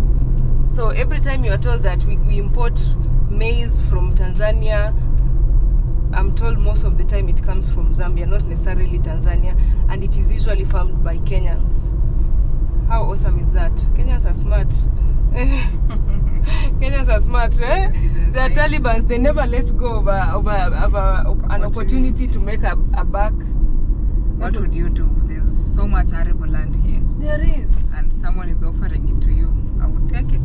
Yeah, apparently they give it out at a very fair rate. You just go to one of those community leaders and then you lease it from them. You make an agreement, you lease it for a couple number of years or seasons, and you can imagine for maize you can plant up to three times in a year. That is prime. Yet in Kenya you can only plant maize once, and in some areas twice for the Katumani maize. So this is quite an opportunity, and I'm glad that Kenyans are making good use of it. It's so hot. It's so hot. Our air conditioning is spoiled. Let's hope where we'll be parking to get some food, we can get that one fixed, because it's been quite a struggle driving in this heat without air conditioning.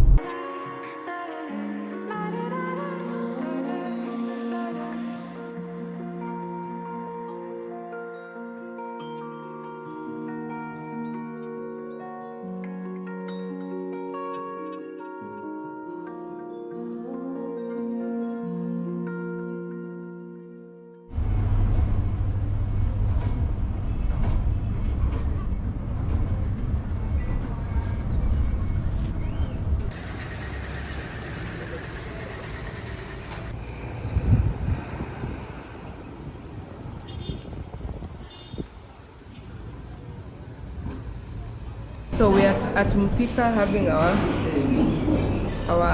food.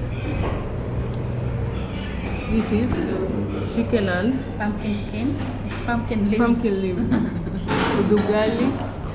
Here yours is Pumpkin leaves and ugali and beef. So when you come here, usually you get food. It's like the buffet style. You see all those hot warmers. You just go there, you check the food, and then you select whichever food you want. Now this one is my food. It's beef and pumpkin leaves and ugali. The price of unleaded petrol, diesel, and low sulfur diesel are all the same. So for those people who are hoping to save finances by using diesel cars, it's all the same here. So we saw it was the same rate in Isoka. It's called Isaka. Isoka. Yes, it was just still the same rate. And I would say it is more expensive than the Kenyan fuel, right? Yes. It's 210. Ah, it's almost the same. It's the same. Yeah, it's the same as the Kenyan fuel. Impreza Global has a problem. So it's best you have some cash, and most petrol stations do not accept the Visa card. They do not accept for you to swipe the Visa card. So in Zambia, my advice is carry Zambian kwacha. It's just the safest way to be able to transact. Most reliable card is ABSA. The ABSA debit card. It works around this place. We've tried even the one for Loop, we've tried for other banks, and it's not working. When you go to the ATM bank, it just rejects the transaction. So that is something you should consider when you come to Zambia. But if you're a Kenyan, the food is just the same as the one we eat at home. In fact, the ugali, they call it shima, and the Coastal people call our ugali sima. So it makes a lot of sense. It's the meal that is made using the maize flour. But now their ugali is a bit fine. It's very fine. I think they're using the grade 1. Yes, the grade 1 maize or something. It's very fine. It's very white And soft. and very soft. It's very similar to the one we ate in Uganda. Uganda also has that kind of ugali. So it just felt like home. In matters of food, we are not worried. But transacting is quite something. You need to have cash. Remember, the ATM have a limit for withdrawing the kwatas. 4,000 kwacha is the maximum you can withdraw. Full time. So we are going, we are hoping to get to Kapirimposhi. It's very far, it's almost 400 kilometers. We don't know if we'll get there in good time, but we'll just be trying to cover some distance to Kapirimposhi. If we won't get there, we'll have to rise up very early in the morning and go all the way to Lusaka, because Lusaka is almost 640 kilometers away. So for that reason, because there are a lot of wilderness, a lot of nothingness on the road, we do not expect any petrol station on the road. So what we are doing is that we are just refilling our tank again. It's like only maybe 1.5 bar is gone from the fuel meter. It's already full. So we are just filling it up. And then their coke is flat. It doesn't have that fuzziness, you know, the carbon dioxide that usually makes coke to be fuzzy. It's very minimal here. Imagine this is coke. How is this coke? It looks light in color. It just looks like Kariobangi coke. it just feels like the Kariobangi coke. Yeah, it feels like by Kariobangi I mean, you know there's a place in Kenya called Kariobangi. There everything is manufactured, including coke. Yeah, you can. The way you guys think we cannot, we cannot. The way you people think we cannot hack making coke. Try Kenyans in Kariobangi. They make coke, they make Fanta. You won't even know the difference between the actual one and this one.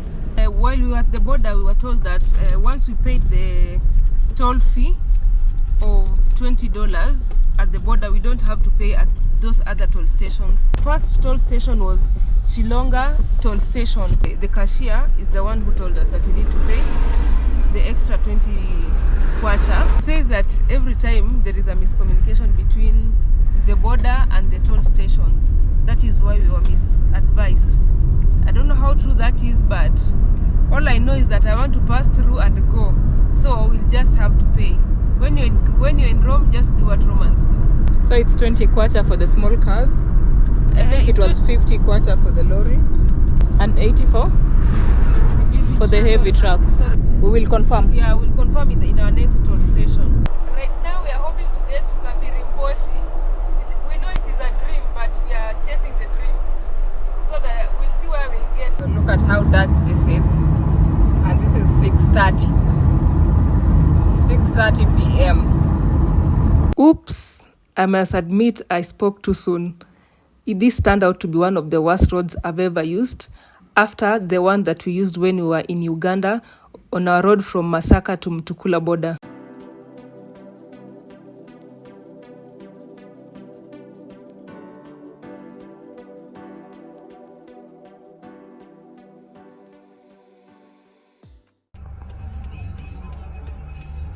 Drivers stretching their legs.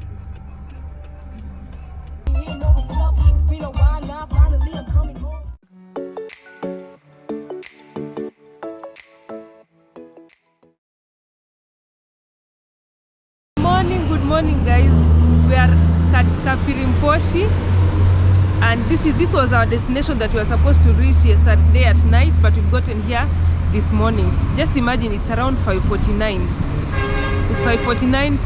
Central African time, and it's this bright.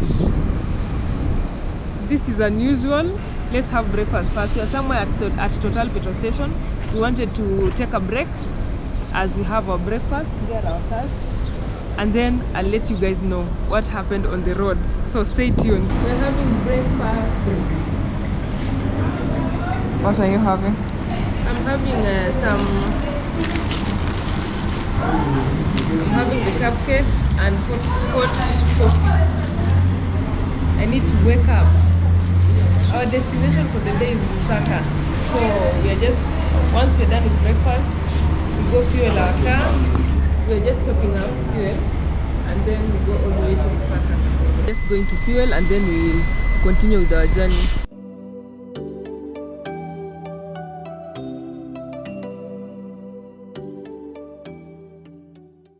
This is as close to civilization as we have seen so far. After more than 1,000 kilometers. Yeah. Yes.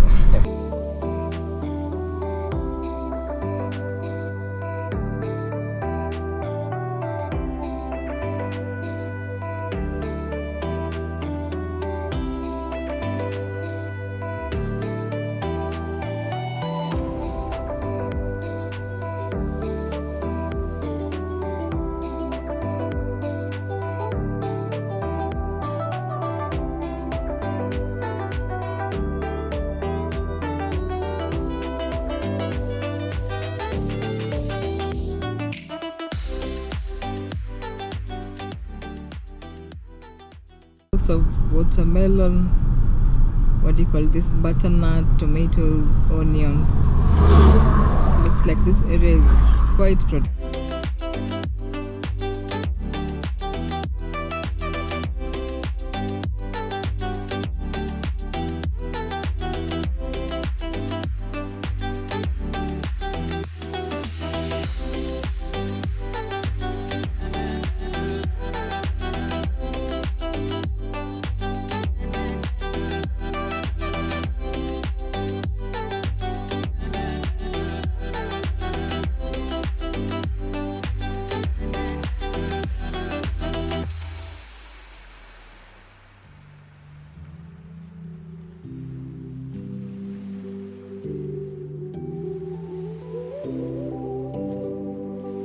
Lusaka is the capital city of Zambia and the largest business center in the country. It covers 360 kilometers square and stands at an elevation of 1,279 meters above sea level. The city serves as the country's main gateway to the rest of the world and has the second highest GDP after the Copper Belt region.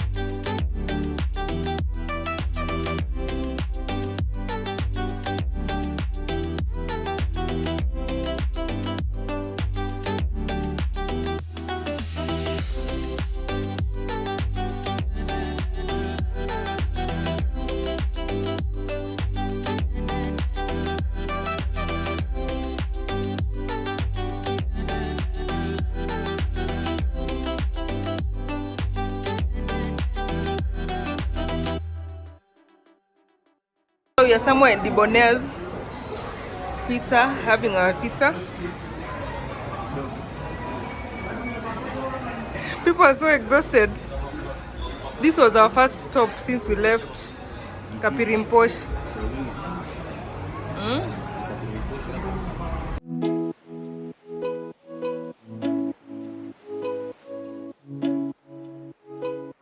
You see this is meat that is sold as a snack.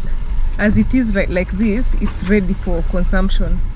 So I was told that those people who drink, they would buy this, just take a bite or two, and then they can drink and they will be fine. You don't have to go and have your meat cooked elsewhere. This is just a full, yes, it is a complete meal. They smoke it and then they dry it. You will see. What I think is, Lusaka feels like a different Zambia as compared to the Zambia that we've been seeing. It's very clean, it's organized, it's very modern. And there is very little language barrier here. Many people understand English. I would live here. I would live here and I would be comfortable. flying in here. Not by road. You'll be flying in. Unless they make the couple. Yes, the only problem with the Zambian roads is that you could find that maybe for a few meters the road is good, and then you just come across one unexpected pothole. These brick houses that look so ancient, but they look really good. Red brick school. Eish. International School of Lusaka. International School of groups of schools. But there are more brick houses out here. The red brick. They look very beautiful. So we've been told that it's Independence Day. We are not sure whether it will be 23rd October or 24th October. But there is a holiday coming. We would like to see how Zambians celebrate their holidays. Lusaka Heritage Hotel.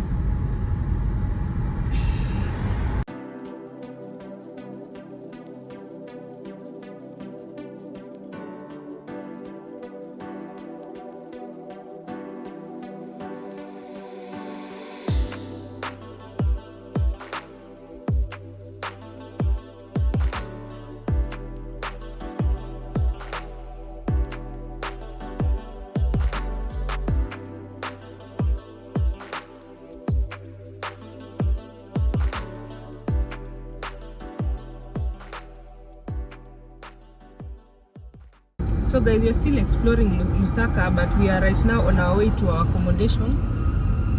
But all you can say, for a Sunday, Lusaka is very clean, and it looks like many people like walking around the city.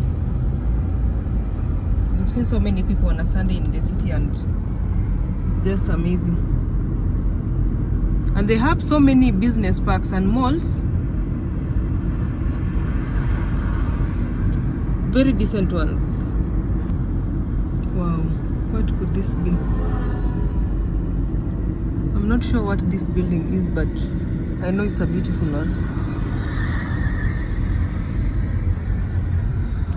We're back to this bridge.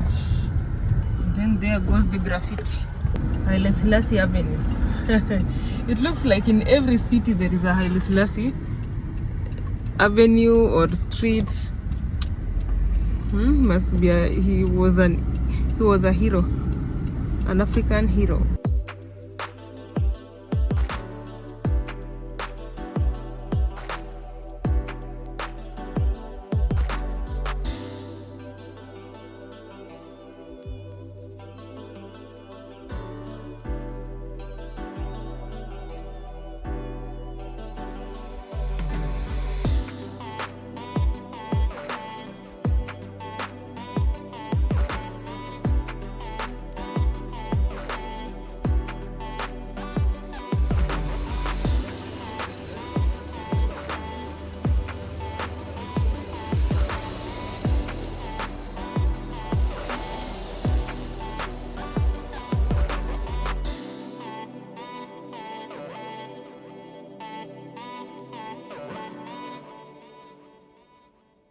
Today we are staying at Lusaka backpacker facility, and it's just like any other backpacker facility. There is Wi-Fi, not as strong, but there is some Wi-Fi. There is some social space to mingle. There are kitchens, they have a restaurant, they have a bar, and at least some free parking space. Good morning from Lusaka, Zambia. Good morning. Morning. Patrick. Morning. So it's Liv Kenya and the team, and guys, we slept at Lusaka backpackers. So today our target for the day is to get to Livingstone. Livingstone is where there is the Zambezi River and where there is the Victoria waterfalls. You cannot say you came to Zambia without passing through Victoria Falls. Impossible. So we are ready for it. So let's continue with our journey. But Lusaka, you have won my heart. Beautiful city. They don't have many skyscrapers, but the buildings that are there, beautiful, nice architecture, very organized, very clean, and they're all pumped up about their Independence Day.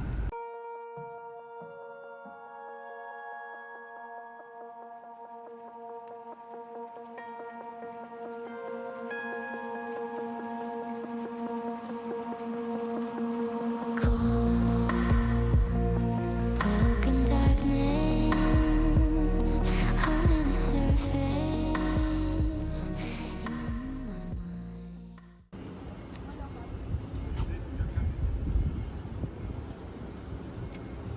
walking in a Zambian mall, Levi Business Park.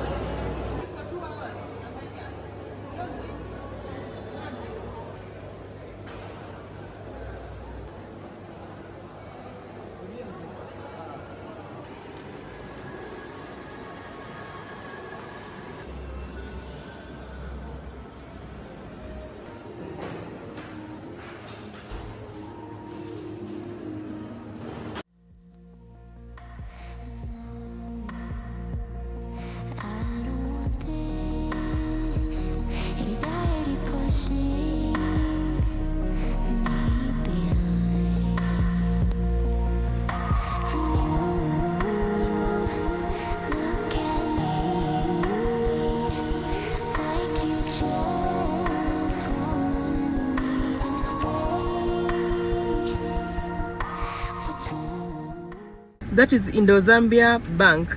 Apparently the Indian population is the largest foreign population in Zambia.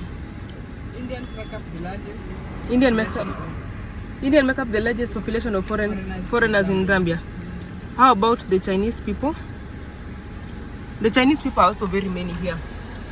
It looks like this techno building is suspended. Look at that. Look at the base. Mwalimu Mama, hapa ni wapi? Anyway, it's 4:13 and we haven't left Lusaka yet. Sorry, that 4:13 is the East African time. So in Central African time it's 3:13. To get to Livingstone from, according to our Google map, it takes 7 hours.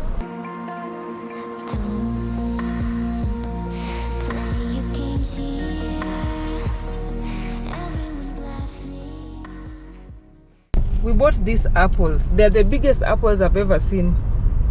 They're as big as a pear or a mango. I think because in Kenya we're used to importing a lot of apples. Most of the time we get them when they are very small.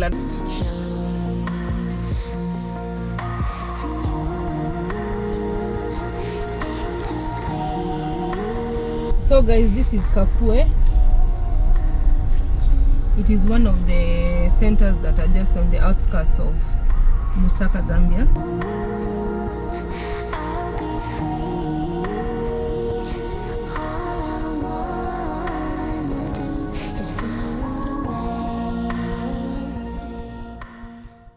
So this is River Kafue.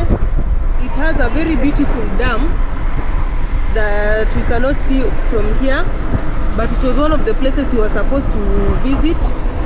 I think we'll check it out when we return next time. There it is. There is a power plantation somewhere with some very beautiful gourd power plantation. It is one of the places we were supposed to go and check, but we'll not make it because it's a bit late. This is Mazabuka. I think it is a town. It is one of the towns that we'll come across. We hope that when we return we can be able to show you this town better. We are hoping that we'll be passing by here during the day so that we can show you this town better. Independence Day in Zambia, and you're expecting to see a lot of celebrations here and there. I'm glad that I'm here on this particular day so that I can see how the Zambians celebrate. So today we are in Choma, somewhere between Lusaka and Livingstone, and we are heading towards Livingstone, where there is the Victoria Falls, and I'm so excited. We've had a delicious breakfast, but in Zambia we've noticed that breakfast, it's not as generously served as the ones in Tanzania or Uganda. So it's just like Kenya: bread, eggs and tea. Some of the Zambian lodges look like this. They're just bungalows with many rooms in different directions.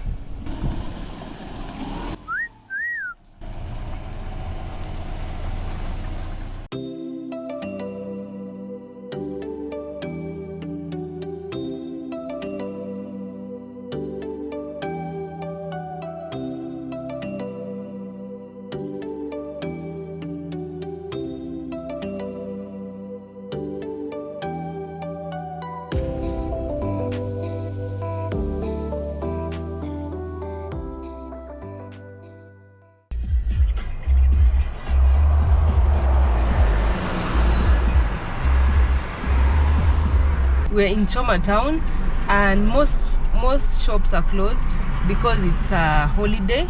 So I'm hoping I'll get somewhere where Zambians are actually celebrating their holiday. I would really like to see how they celebrate their holiday. Please consider subscribing to this channel because we like adventure. We do crazy road trips like these ones. And this is our road trip from Nairobi all the way to South Africa. So far, right, this is our third country. We have passed Tanzania and we are now in Zambia. And so far, I would tell you guys that Zambia is full of contrasts. There are places where it is so flat, you'll think there is nothing. But on our way from Lusaka to Choma, we passed by at night, but there were some hills here and there, beautiful terrain. But because it's at night, of course, the camera could not show it so clearly. We do not have a camera that has a night vision. But other than that, I would say Zambian people are very nice people. I think we are enjoying our stay in Zambia. It is just one of those countries we were planning on just passing through, but it looks like we are really enjoying it. That is why we are still here even tonight, even today. So far, we've not had any problem with the car. The only problem we had was with the air conditioning, and we fixed it back in Lusaka. So we are ready for Namibia. Because most of you usually ask how the car is performing, but usually we do a thorough service before we leave. We are usually very keen to confirm if, even as we are driving, if there is any unusual sound, any unusual behavior in the car. We usually check it just to confirm that everything is in order. But it is best that you do thorough service with your car, so that even if there will be a small technical hitch, it will just be a small one, not a major one on the road, because you don't want looking for mechanics on the road. You'll get quirks. Others, even if you get good mechanics, they will overprice things. If you have to buy stuff, you don't know if they are genuine or there's just a lot of complication with not being prepared. So always remember that. So everyone is back.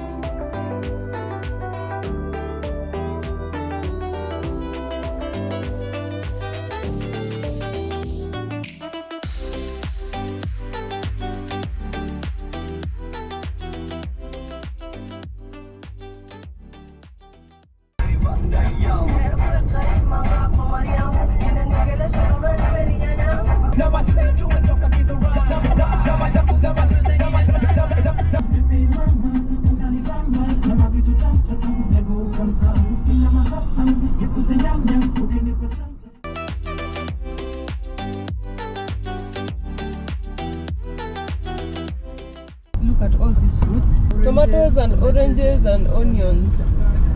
Now, unfortunately, once you cross over to Botswana, you're not allowed to carry fresh produce.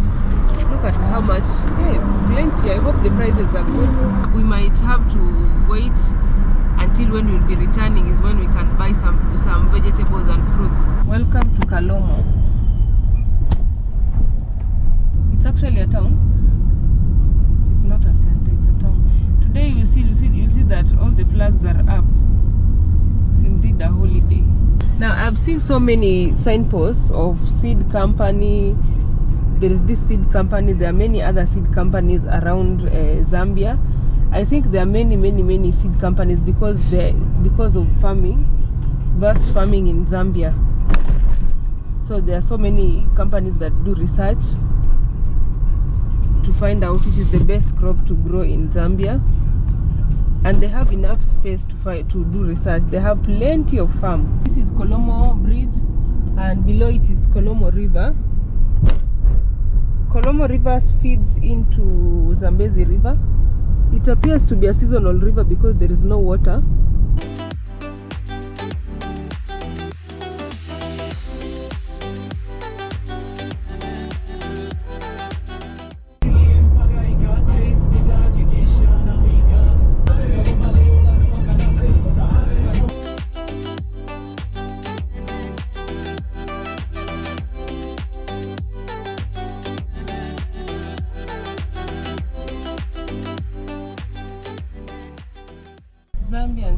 celebrating their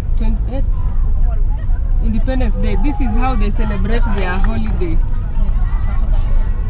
What do you think of that kind of celebration? It's too silent. You need to make a lot of noise. It's a big deal. They're too modest, They're too modest. You need to blow those vuvuzelas and really celebrating the African way by dancing and singing and shouting and blocking roads. Yes, but they are too disciplined. You're just walking by the side of the road. Imagine. Carrying banners. Yeah, imagine. Zambians. That's not the African way. The African way is a lot of noise, a lot of dance, a lot of music. But let's see, those ones we've seen, they are mostly students. Now let's see how the adults celebrate the holiday.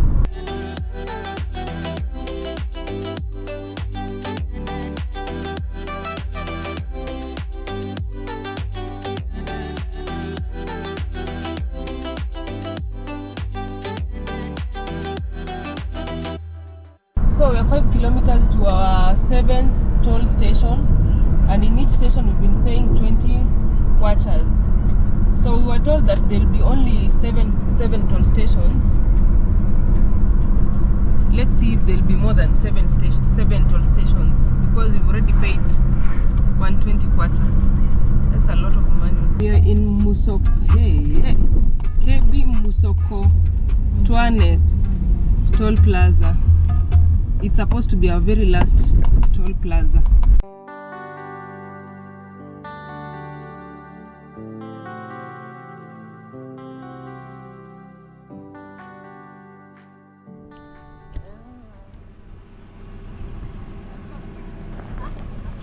Mama, I made it!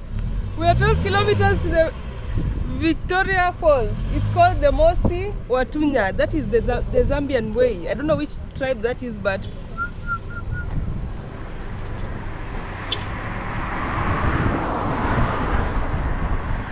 oh my god, I feel so good. I'm this close to one of the wonders of the world. That is how big Victoria Falls is. Mwalimu wa math, hapa ni wapi? I would really like to use that word, but my math teachers were really good. So thank you, math teachers. I'm glad I'm here. I'm glad I listened to your class. I listened to your lessons, and here I am. Yay! So this place, by the way, it's a very nice place to take photos, but now there's a problem. There are plenty of flies. We are thinking there is a ranch nearby, but there are plenty of flies. By the time we even pause and get a good photo, where? Flies, what is happening here?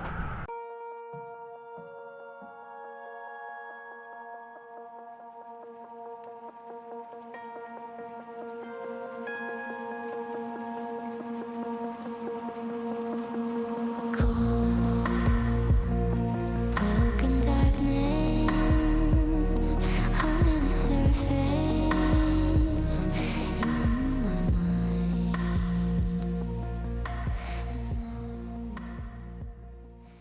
Come to Livingstone. You know, usually you have so many things in your bucket list. This has just been one of them. You have to see all the wonders of the world, especially the ones in Africa. We have to see them. Here is the portlight structure that Adi was talking about. What is it? What is it? It looks like a water tank. Yeah, it's a water tank. Our Lady Parish. Wow, it's a church. Wow.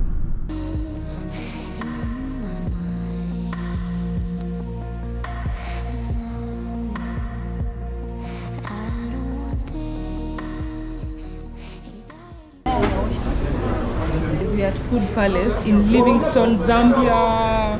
Yes, the home of the great Victoria Falls. So we are here. We are trying to get.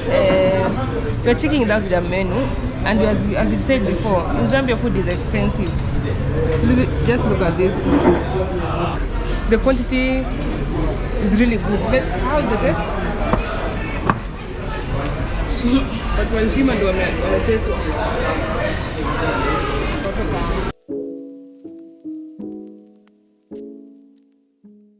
So guys, just look at the temperatures. Right now it's 42 degrees Celsius, and that is after I have turned on the air conditioning. It was 44 degrees Celsius in Livingstone. Where? Livingstone, you want to kill us. You're literally melting. It is so hot. Woo-wee. Now let's go to the Victoria waterfalls. At least there I'm sure we'll get some cool breeze. Woo. I can't wait to even swim in it. We're sweating. This We're so hot sweating. is Super hot. excruciating.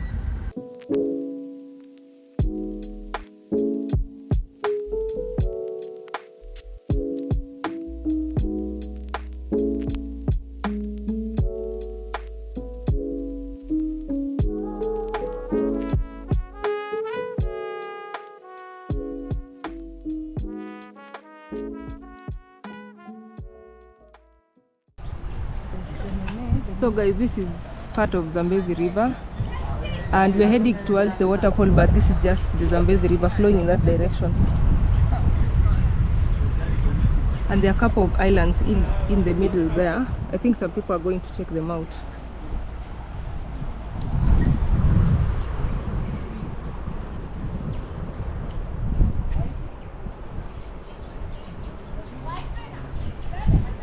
So the local people come here.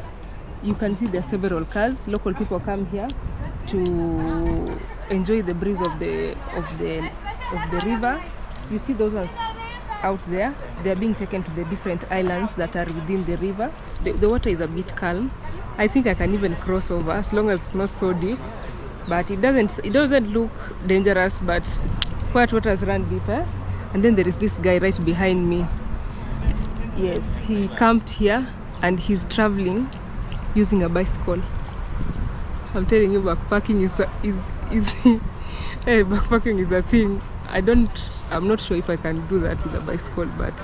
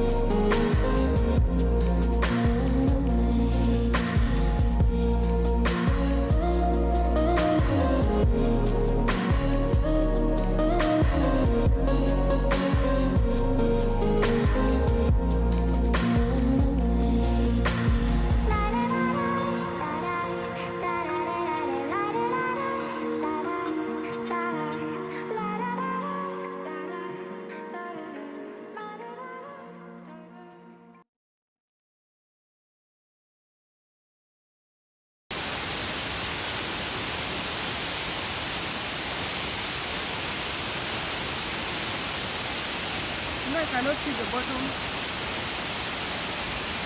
I wish someone sold some refreshments in here because you are melting.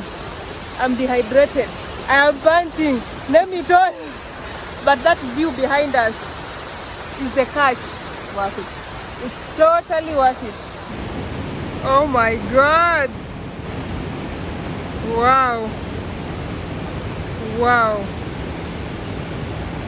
Look at that. Look at that. Wow.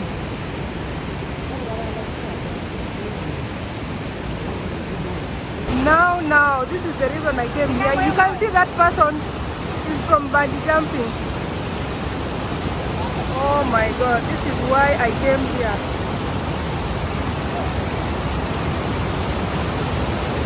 Wow.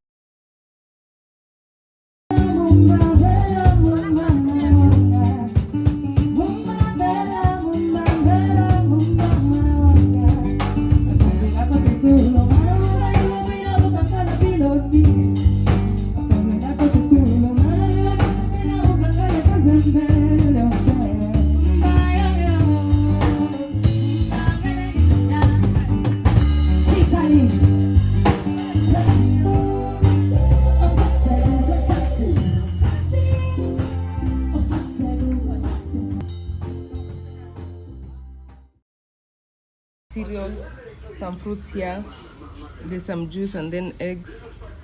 English breakfast. This is the first time we are having like a proper breakfast in Zambia, right? The very first time we are having a proper breakfast. Goodbye, Livingstone. We will be back, baby. It was a pleasure discovering you, and we'll be back. With your 44 degrees, we will be back. It's scorching down here. It's a beautiful town, very quiet. I think I would, if I was to live in Zambia, I would live in Livingstone. Either in Lusaka or Livingstone. Even when it's scorching hot, it's a very beautiful town, very calm. You have a lot of options to do. I would say it's an expensive town, yes, because it's a touristic town, but then everything is beautiful. The people are so nice, so kind, so helpful. And they love foreigners. And they love foreigners, especially Kenyan women. What can we say?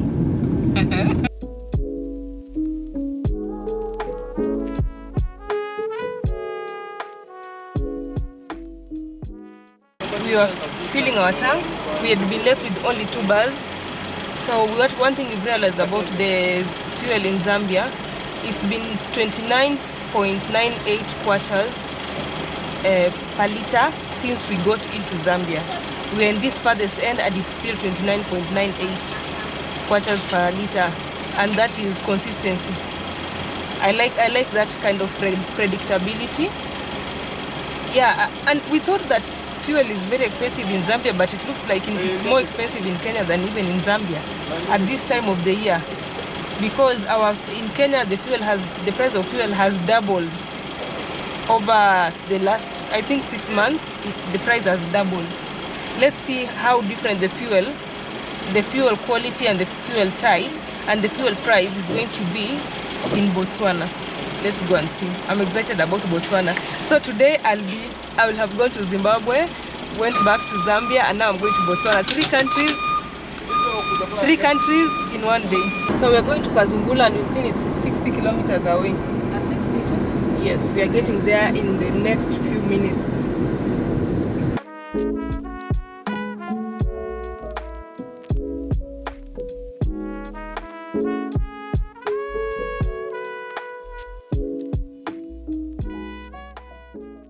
On our left is the Mosi Oatunya National Park.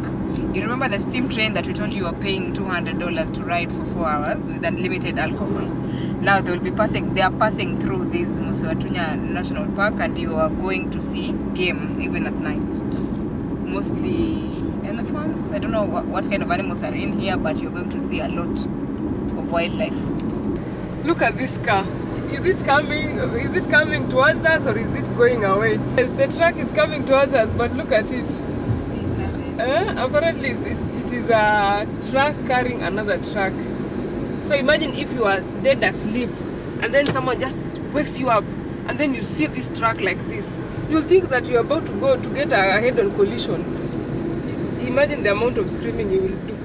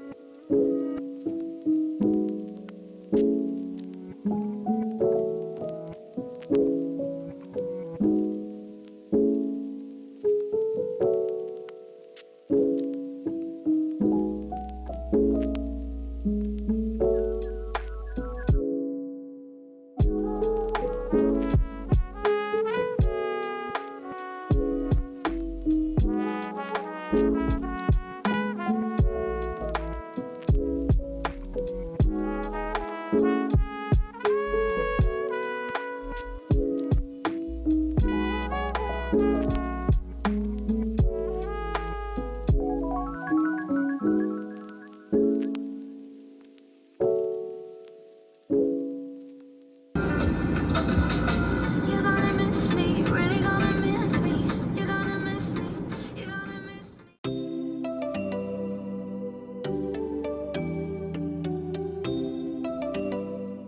Barabara vile ina change. Hey. We are just getting into Kazungula border, one-stop border point. We are going to pay for the bridge. We are just crossing Zambezi River through this bridge, and it's awesome.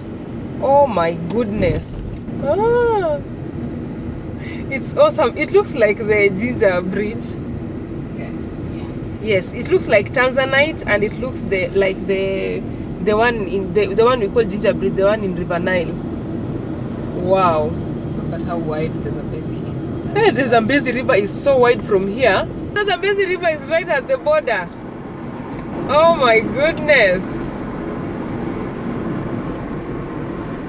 Oh my goodness. I'm already happy to be in Botswana. I'm excited to be in Botswana. If this is what we are getting at the border, I'm excited.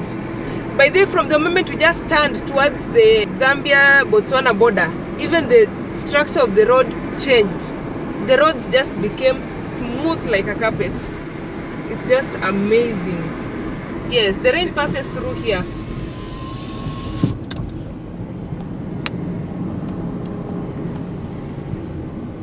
This country is beautiful. I'm already excited about Botswana. I can tell it's a beautiful country. So we're going that route. Yes. Welcome to Botswana. Oh, Mama, I made it. Aki, just look at their border post. Just Oh my goodness. This is insane. This is my third country today. And we are right at the border of Kazungula border post. Right there. And I'm so excited. So when you get in, you will see this water right here. It looks like dirty water, but it is disinfected water. So your car will have to pass through disinfection like this.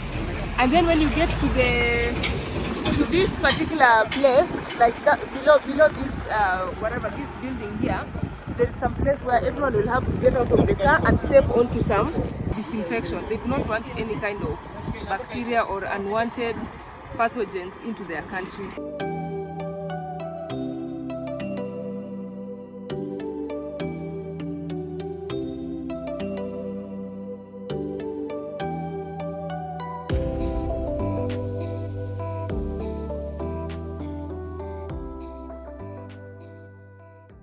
We've just finished the clearing process at the border. I would tell you that the process is very seamless. You won't need an agent. In fact, there is no agents there to help you clear. You'll do it by yourself.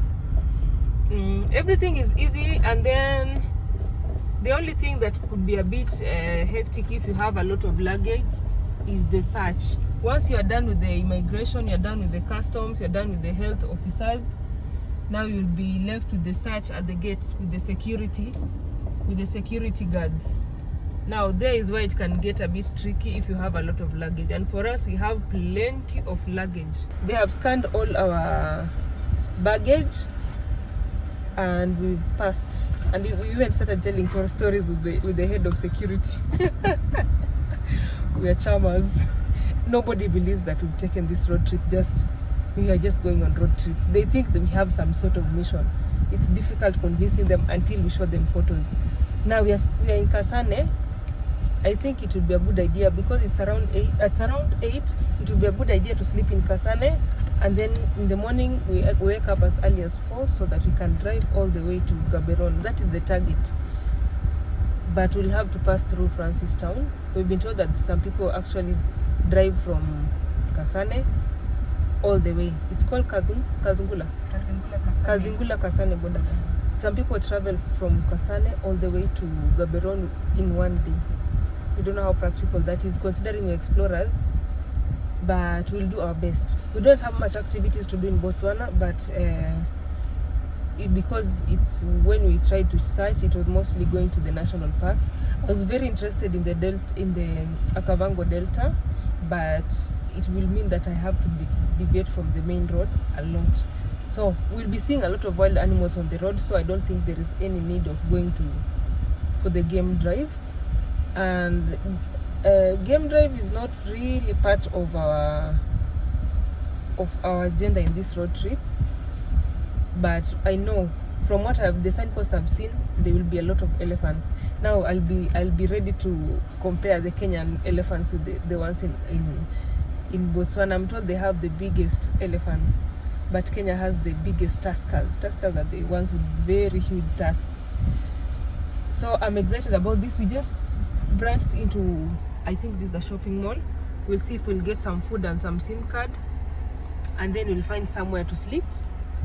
And then very early in the morning, as early as 4, we are hoping to leave Kasane and then head towards Gaborone. So stay tuned. This is going to be a long journey, but very interesting. As you have seen, hit that like button for this video, because so far I'm sure you've liked something. Hit that like button and comment below on what you think of the trip. And we'll be meeting our fans on the road, so that's the exciting part.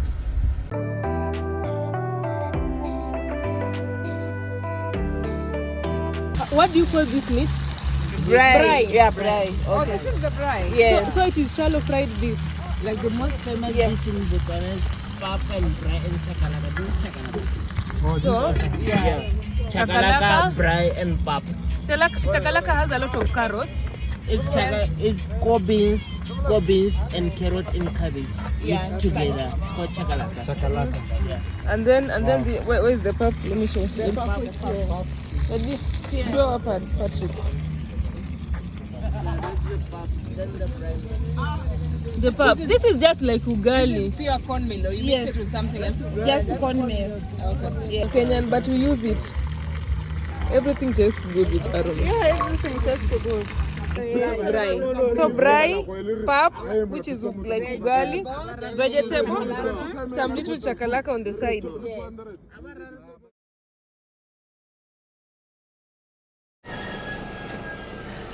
Nyanakam. Nyanakam.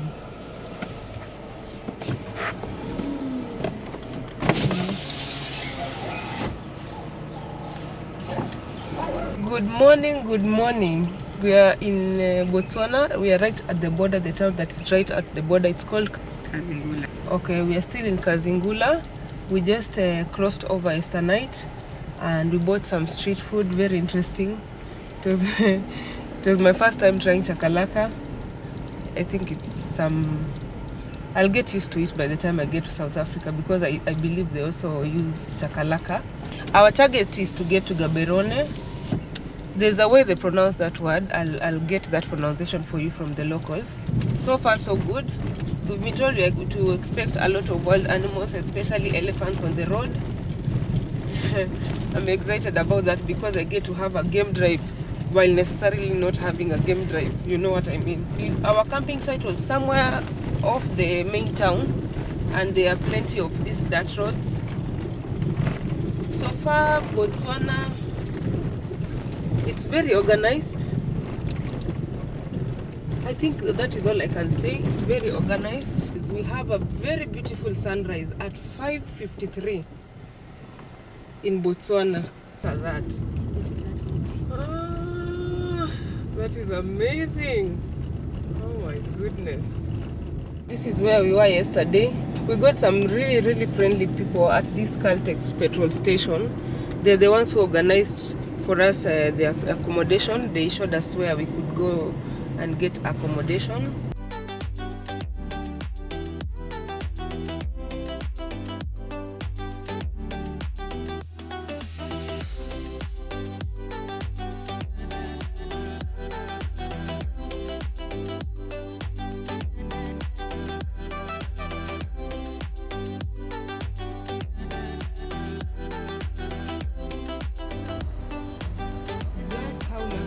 Botswana! You have started giving. Eh, Botswana is giving. Huh? Just how lucky are we?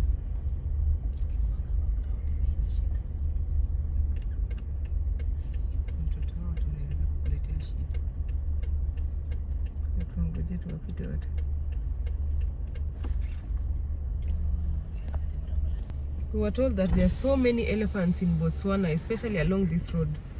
So we'll see so many wild animals. By the time we get to Gaborone, we won't need to go to any national park.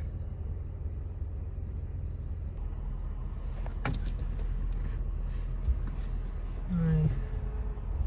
Wow. And we're expecting other sightings. I'm just excited. This is a good sign. If you see animals like that in the morning, I believe it's a good sign.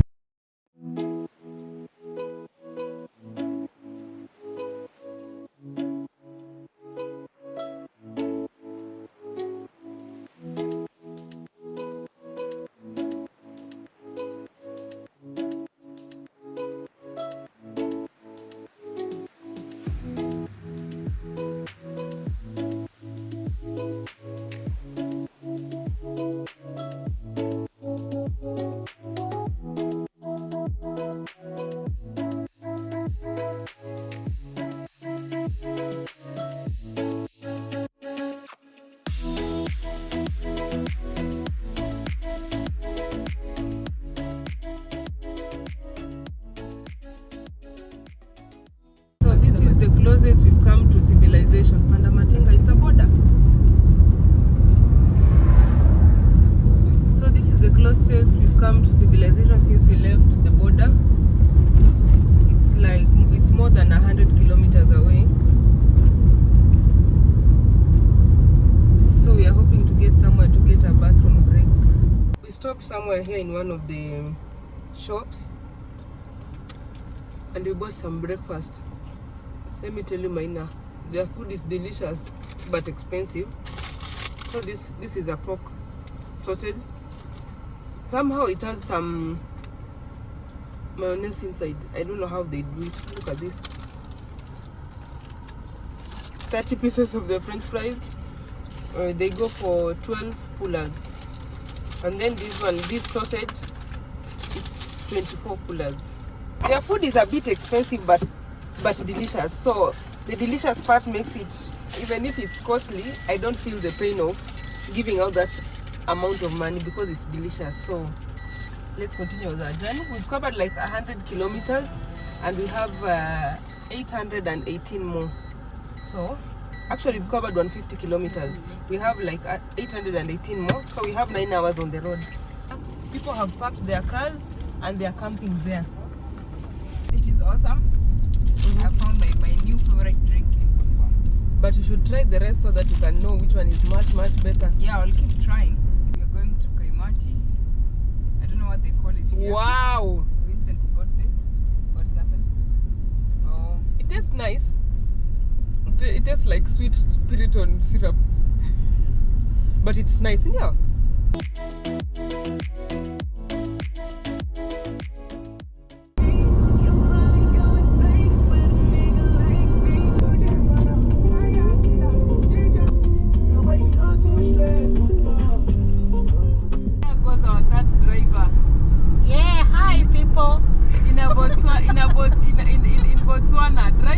Botswana. Now, those people who always ask if how many drivers we are all drivers. Some people just don't like driving a long distance. But Adia promised that she's going to drive on this trip, so we are waiting for her chance. Yes. At least Jen is driving, you can see. She's been driving for the past 15 kilometers. Yeah, this distance is way too long. We have to help each other. Yeah.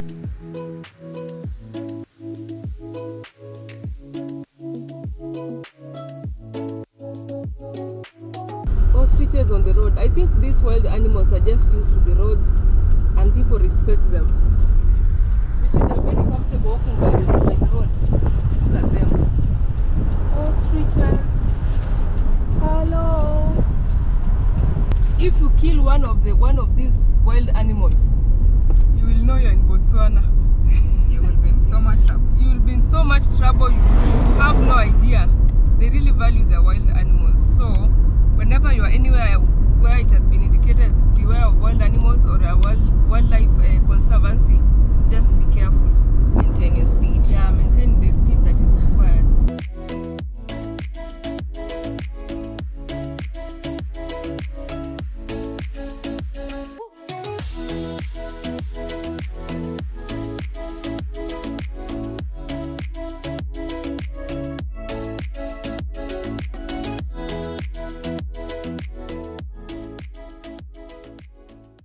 Angel Gabriel. Gabriel. The angel Gabriel? Yeah, in English it's Gabriel. It's Gabriel. No, it's Gabriel. And then now Gaborone is Gaborone. Why is your R so pronounced? And it's very long. Gaborone. 16 Pula 54 10. So it is Hebe is 16 Pula and then 54 Hebe. Because nowadays only time when the skinny is when they visit a Nike store. There's too much pain and it hurts. Their tracks are long.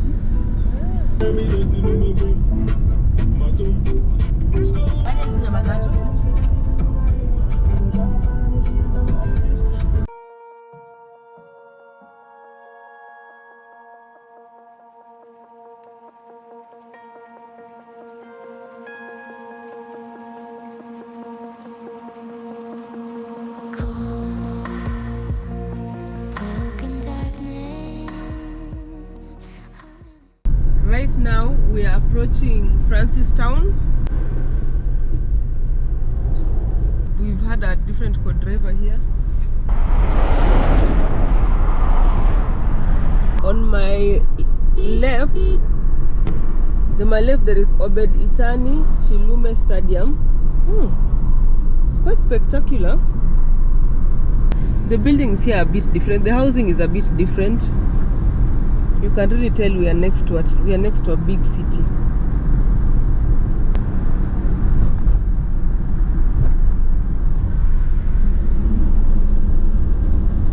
This is Francistown already. Remember, Botswana has a population of approximately 2 million, 2.5. Okay, the reason why I'm laughing is I'm trying to compare that population with even the population in Nairobi. Imagine. Even the population in Nairobi is just too much for this country. People are scarcely populated, maybe in the cities, and I still cannot understand how such a big country. But then Botswana is almost the same size as Kenya. Yeah, it's almost the same size as Kenya. But people are only 2 million. Kenya has how many? 50 million.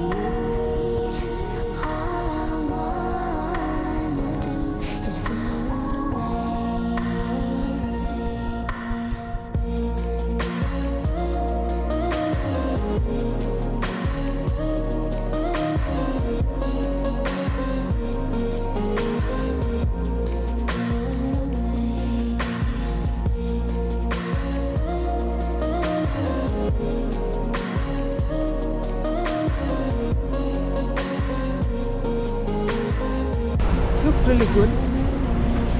On the other side, the hub.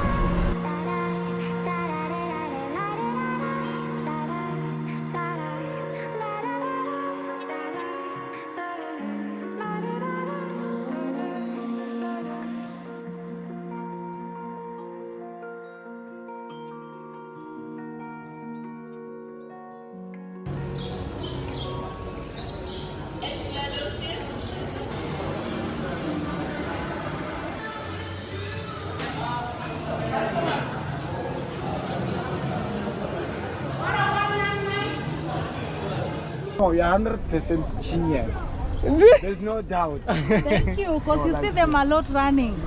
She looks like those people. One of my friends who are from Kenya, the one I met them, is it last month? By the bus rank, they said they were waiting for Kazungula marathon. Kazungula Oh, that's a lady. So they look like her. No, I'm an athlete. I've met them in Botswana games, what even in South Africa. And that's why you really know them. Now I see why. That is why Thank you, I bro. can identify, say no. She's This one looks like. Those the athletes who run. Yeah. Yes. Then I'm representing the community. Thank you. Okay. Ah. No, that one cannot doubt it. Yes. Yeah, Of no course. Even doubt. this guy. Even this Patrick. guy, yes. He's not. It's Let me representing tell you the one Patrick. thing. One of the characteristics of the Kenyans, Yes. they are males. They are? They are male people. You can find them fat like us. What? You find them slim slim like this. Like Maybe Ethiopia. this one being the last body structure that you can find there. Patrick, you look like an athlete. First of all, before I say anything, Tanzania and Uganda, we apologize. Look at the food. This amount of food, how much is this? 330 shillings. This is 330 Kenyan shillings. Look at this one. This is chicken strips and chips. This one is chicken strips and rice. And I don't know, fried rice. I'm very sorry. I will not even get full. I'm telling you guys, Botswana is expensive. Just a snack, I think, just to keep us alive until we get to Gaborone. Because this is definitely not food, it's just a snack.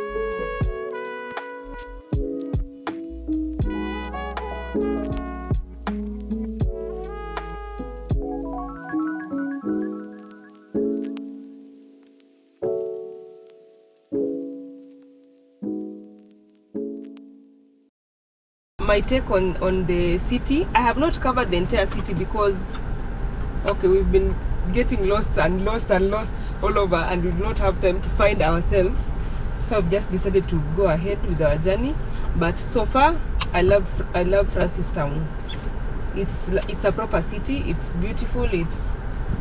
I think what I can say is there is money in Francistown for sure, because if you could go to those the stores that were there, the clothes stores, the food stores, the jewelry stores, the price of stuff, things are very expensive but classy, other than the food, but everything else the price equals the cost, so it makes a lot of sense.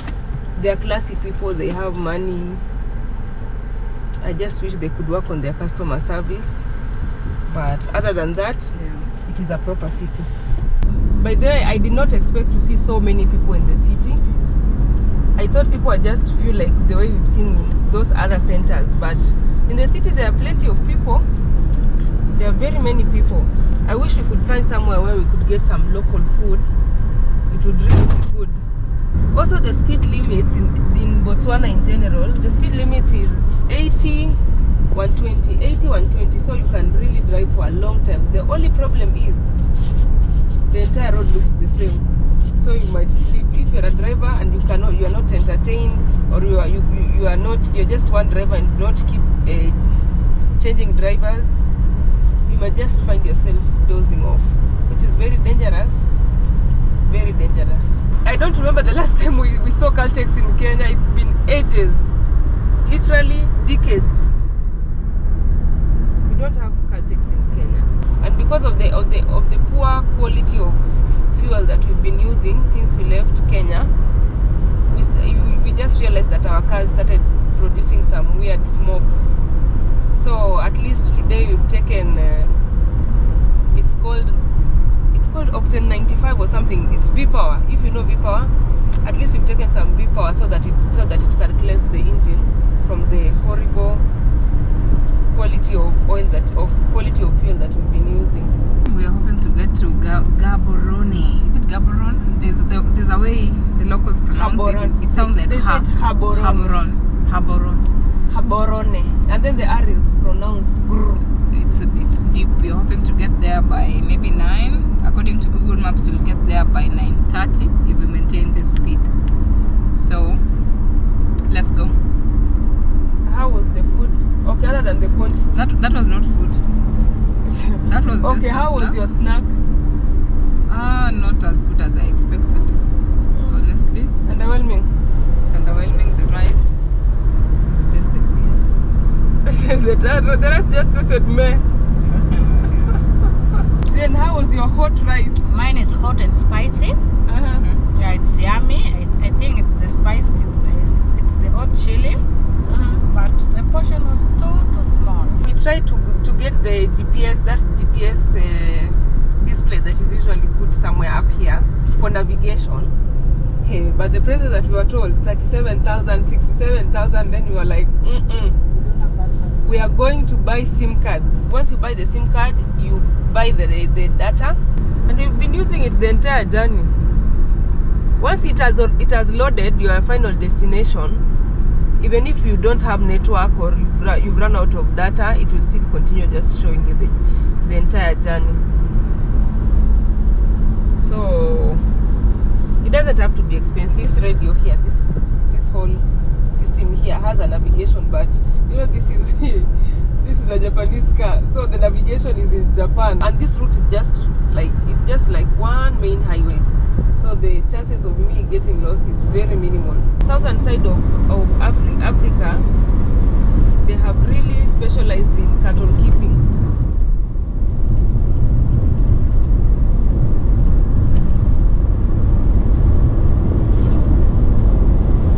One thing you need to know, when you're driving on this Botswana road, just be careful, because you might see one truck coming, but it has so many other trailers.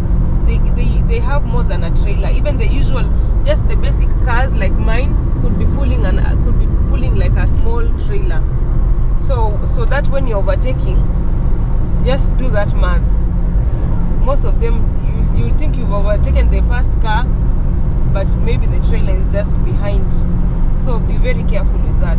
As much as you have 120 and 100 km per hour and 20 km per hour and 80 km per hour speed limits, just be careful with that one.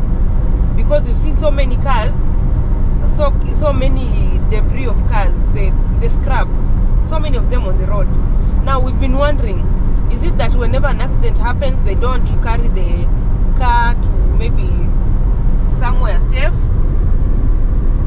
Or is it left there as a sign, as a warning to other drivers? Or the funniest one that we came up with is the fact that these people do not know how good the scrap metal business is, because there's a lot of metal on the road from car accidents. I wish they knew how expensive and how valuable the scrap metal business is. You people, just ensure Kenyans do not come this far and stay here. You'll run out of metal. So guys, this is a veterinary check, and we are going to get disinfected. The car will be disinfected, and our shoes will also be disinfected. These people really value their cattle. I'm told the number of cattle heads in Botswana are more than the population of the people. This is our third veterinary check since we left the border, and every time we pass by the veterinary check point, the car will be disinfected. Over 80% of their export is animal products, so they have to protect their cattle, people and cars every chance they can, so that to avoid the spread of diseases.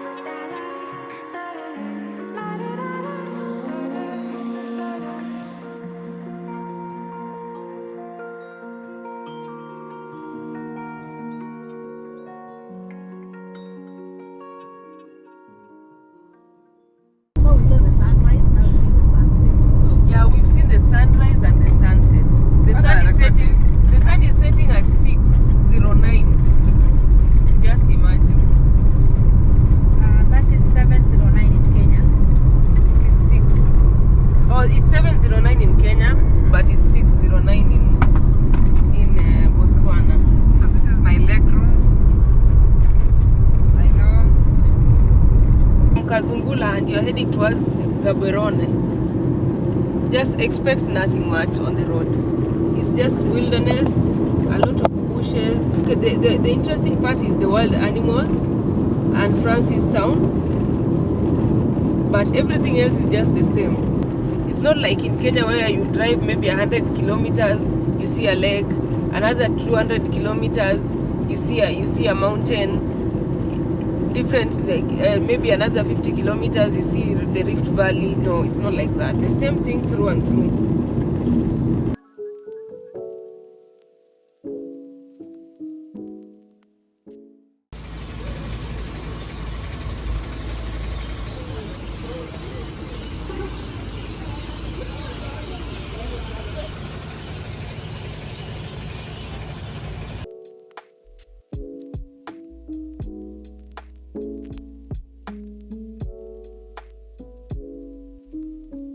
So guys, we got to Gaborone at a good time, and we stayed at a hotel called Gaborone Hotel, just like the name is in Gaborone. So let me give you a brief tour of the place. This is how the entrance looks. So on my right here is a wardrobe space where you can put your bags and maybe hang a few things. This is a double room, a room for 2 people. Beetroot, this is coleslaw, and then that one is pound beef. It's called suswa. Suswa. Yes, and some rice. Is it suswa or suswa? Vegetarians are not recognized around here. They have a lot of meat. Chicken, some coleslaw, beetroot, and this. Try it. It looks like it's a mixture of beans and some sort of maize.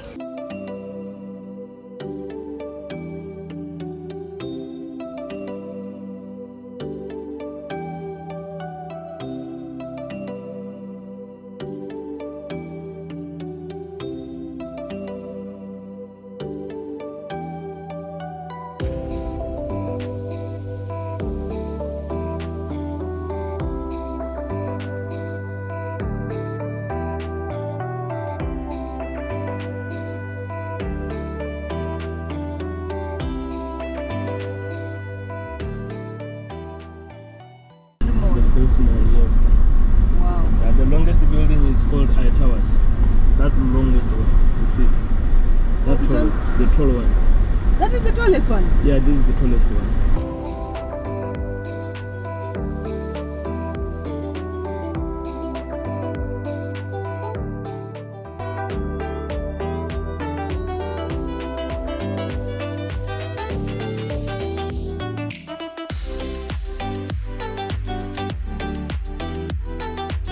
Gaborone is the capital city of Botswana and has a population of approximately 230,000 people. It is one of the fastest growing cities in Africa and is 14 kilometers from the South African border. The city covers 169 kilometers square and stands at an elevation of 1,014 meters above sea level.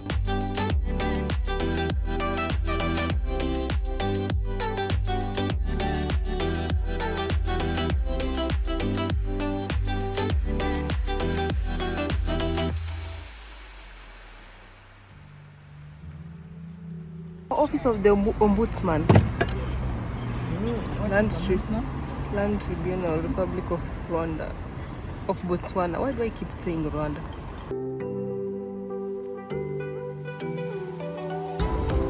Pink Jeep.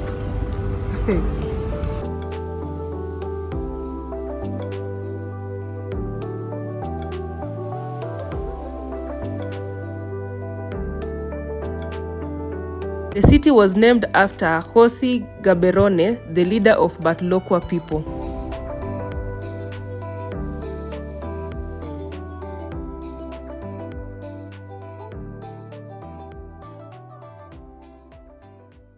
Let's continue the day and let's continue exploring Botswana. So far, I'm impressed.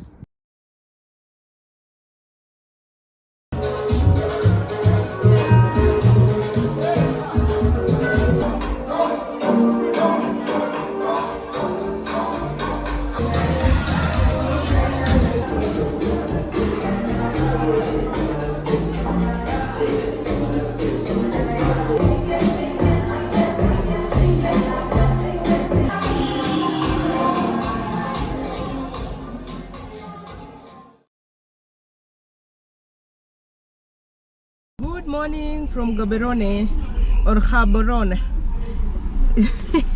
We are in the second week of our travel. We are in Botswana and right now we are leaving to go towards South Africa. We are going to the border.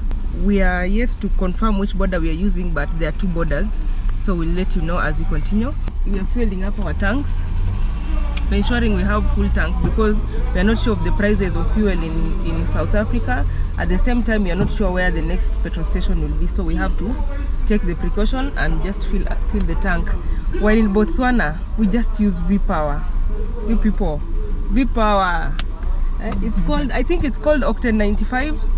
It is expensive here, but we all know it is by far cheaper than in Kenya. It's almost 165 Kenyan shillings per liter. So you can do the math, and yet in Kenya we could not even afford it. So we are really thinking that we might have been using adulterated fuel while we were in Zambia. So we are trying to use V-Power as much as possible so that it can cleanse our engine. If you are watching this video for this whole road trip for the first time, I'm Liv Kenya and this is my crew. This is Patrick, Hadia and Jane. It's been quite a journey. I would say, if you'd ask me if I would live in Botswana, I would, because so far we've not had any horrible food. They have all been tasty. The only problem is that they have been pricey. It is also a very difficult country to survive in if you're a vegetarian, unless you'll be cooking your food through and through, because there's a lot of meat, a lot of chicken, a lot of animal products are here, and it's because they have some of the best dairy farms, and even let me just say they have many ranches where they rear their cows, their goats. Yeah. So, and their food is very nice roads, very smooth roads. We've not had any bad encounters with the policemen, like the traffic police or any kind of policemen. It's been smooth. The border clearance was smooth. So that is just all. Klokweng border post. It's already here. Yeah.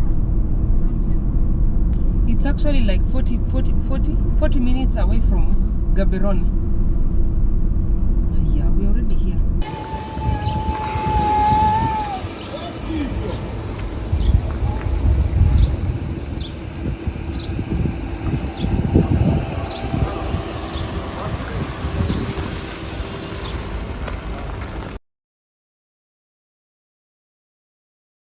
Welcome to South Africa. Yay! We made it!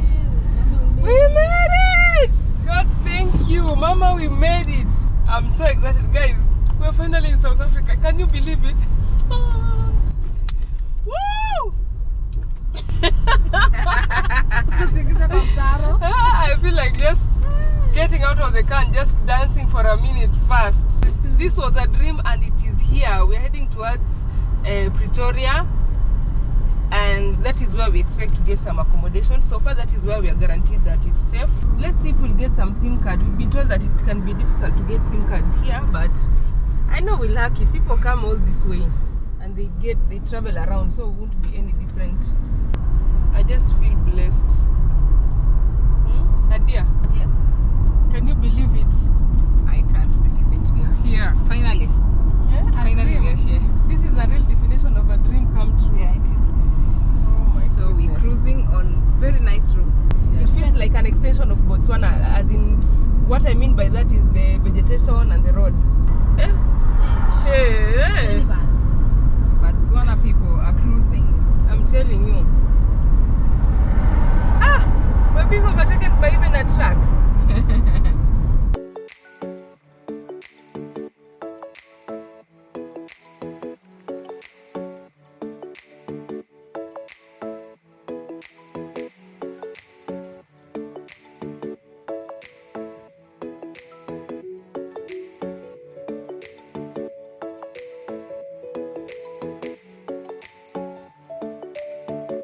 We are going to Joburg, but we might stay at Pretoria, by the way, and we are cruising. South Africa is located on the southern tip of Africa. It borders Namibia, Botswana, Zimbabwe, Eswatini, and Mozambique. It covers an approximate of 1.2 million square miles, and its landscape is majorly plateau, savanna, desert, mountains, and the coastal plains. The country has 10 official languages, and most South Africans practice Christianity.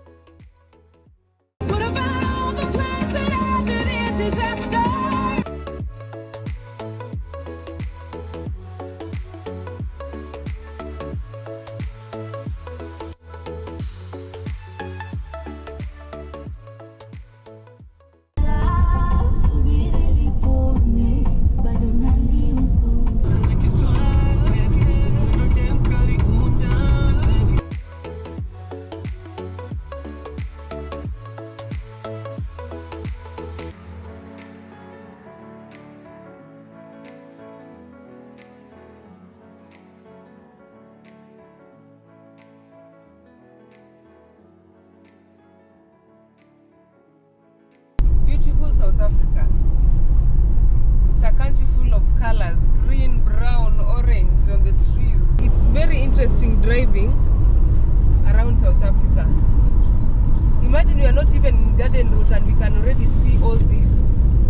Hey, I'm already excited to be in South Africa. And I'm glad the weather is also responding nicely. It's not hot. It's just, it's 31 degrees Celsius outside. It had been almost 41 in Botswana. Hey, that was too much. I don't know what speed limits these people are driving at, but people here drive.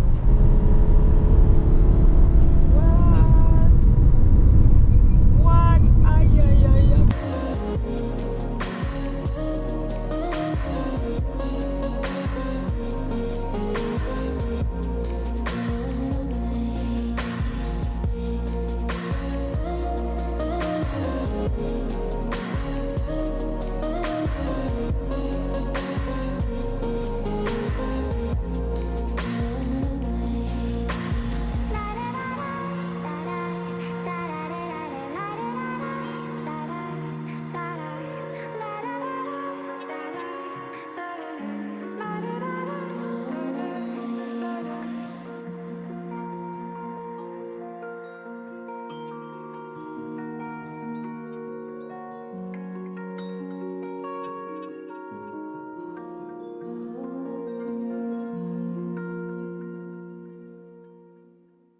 So guys, we are entering into this town called Zerust.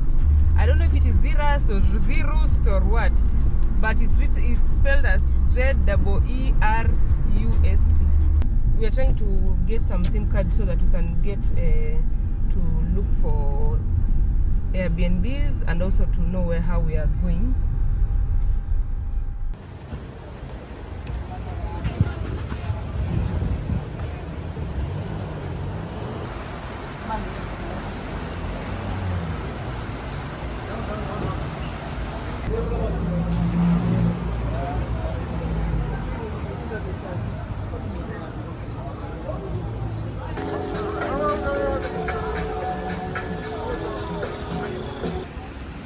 Surprise.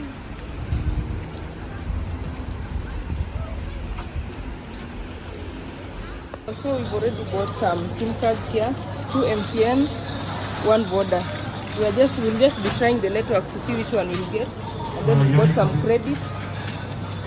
Now we're doing some shopping and then we go. We are trying out new drinks in every country. So guys, we are in Zerust. I've already taken a photo on the first church. I'm told we'll see so many churches around here. So church number 1, check. So we're trying to find a local place where people in this town take some local food. We have seen so many fast food stores, but we are really avoiding that because we've been eating fast food for some time now. Guys, we ended up taking pizza and this drink here. This is the sweetest soda ever. I think I've found my favorite drink. I don't know why these drinks are not in Kenya. This is what I'll be taking the entire time I'm in South Africa. It's around 3:52 and we're headed towards Pretoria. You can see we're 2 hours 36 minutes away. We're hoping to get there before dark and get some accommodation, and then now we strategize. But otherwise, South Africa has been nice. How about that one? That one is the one Pat chose. It's nice. It's nice. It's lemon and what? Lime. Let me just show them. Same brown, lemon and lime. So guys, we are excited to finally be in South Africa. Drum rolls! We are so excited because we shall also be exploring Lesotho, which is the kingdom in the mountains. We will be passing through the garden route as we explore other places in South Africa on our way to Cape Town. So stay tuned and please subscribe to the channel if you're new, and like the video and share it with your friends. Until the next episode guys, bye!